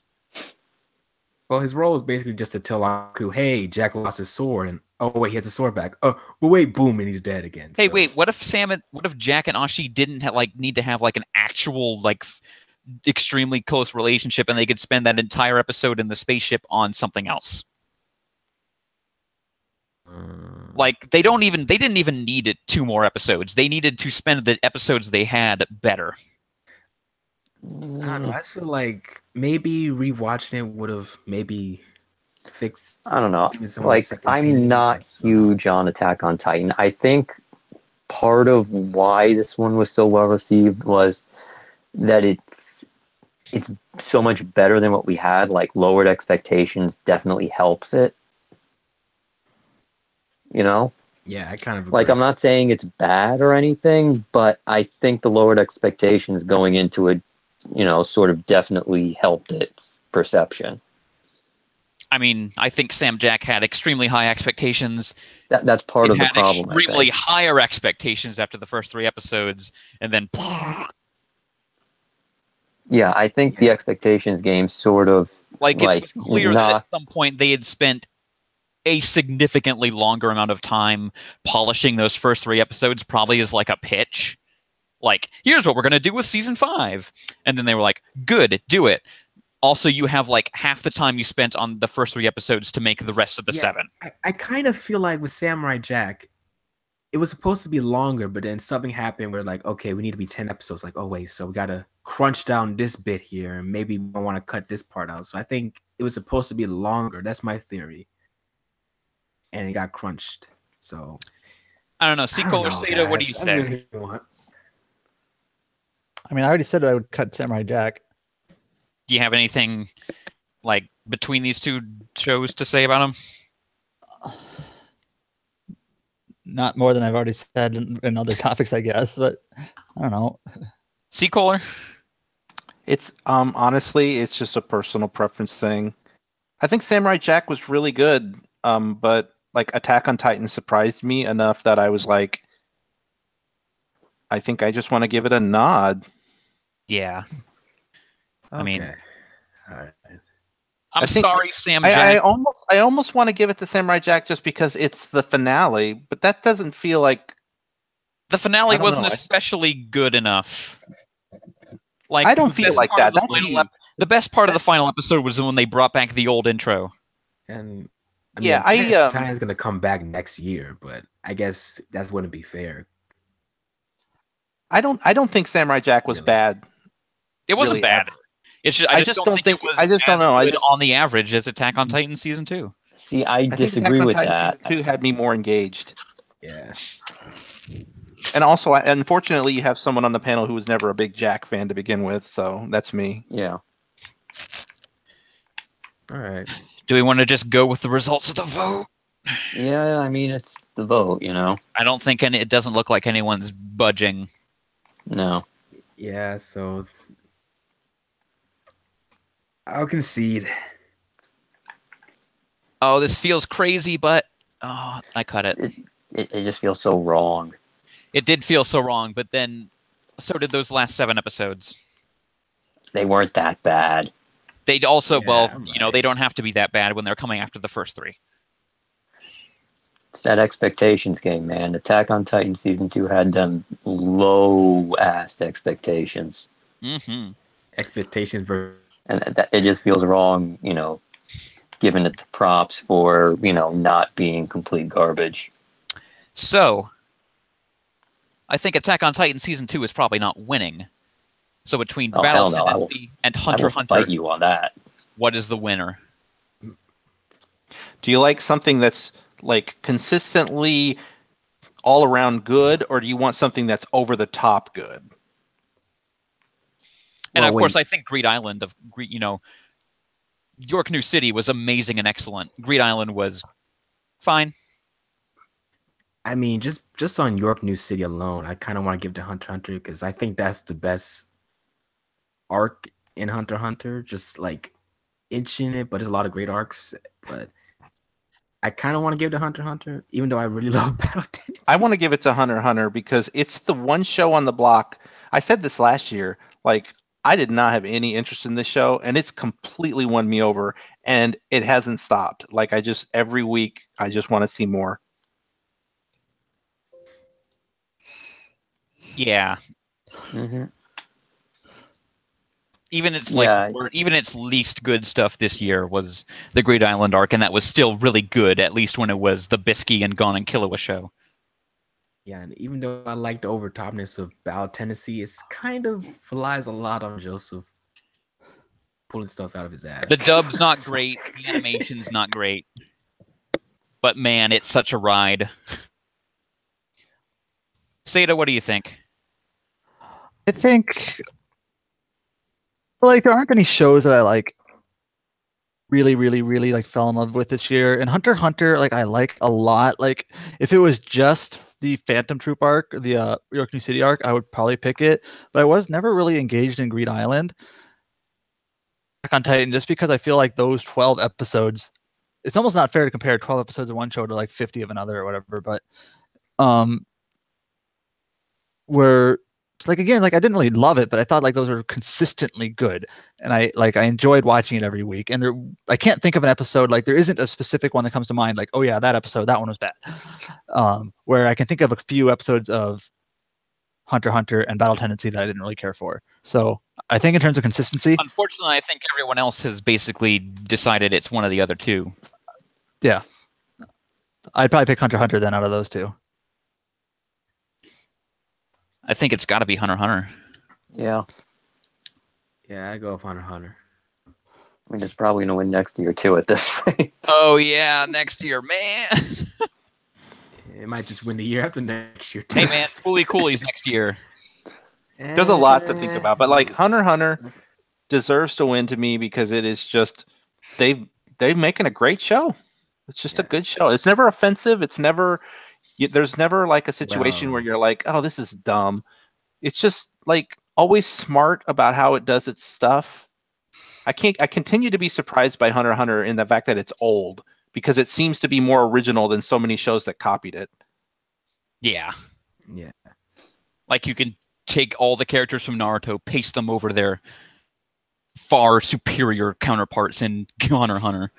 Right. Isn't that weird? It's like it's like everybody had the template for how to do a good show, and all they did was just like take a little bit of it and like, oh, well, we'll do this, but then they forgot all the other stuff. None of them had the talent. Yeah. So like Hunter x Hunter is a lot more cerebral than like most Shonen Jump manga. So for best show of the year, the runners-up are Battle Tendency and Attack on Titan Season 2. The winner is Hunter x Hunter. And we're done! Ooh. Ooh. You can smile again. Da-na-da-na-na-na. Do. No, the ending theme for this podcast is still Hunting for Your Dream. Yeah,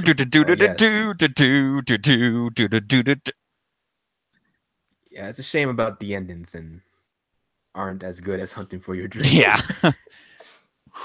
Anyway, thanks guys. Oh, I'm gonna Hey, we did it. You're welcome.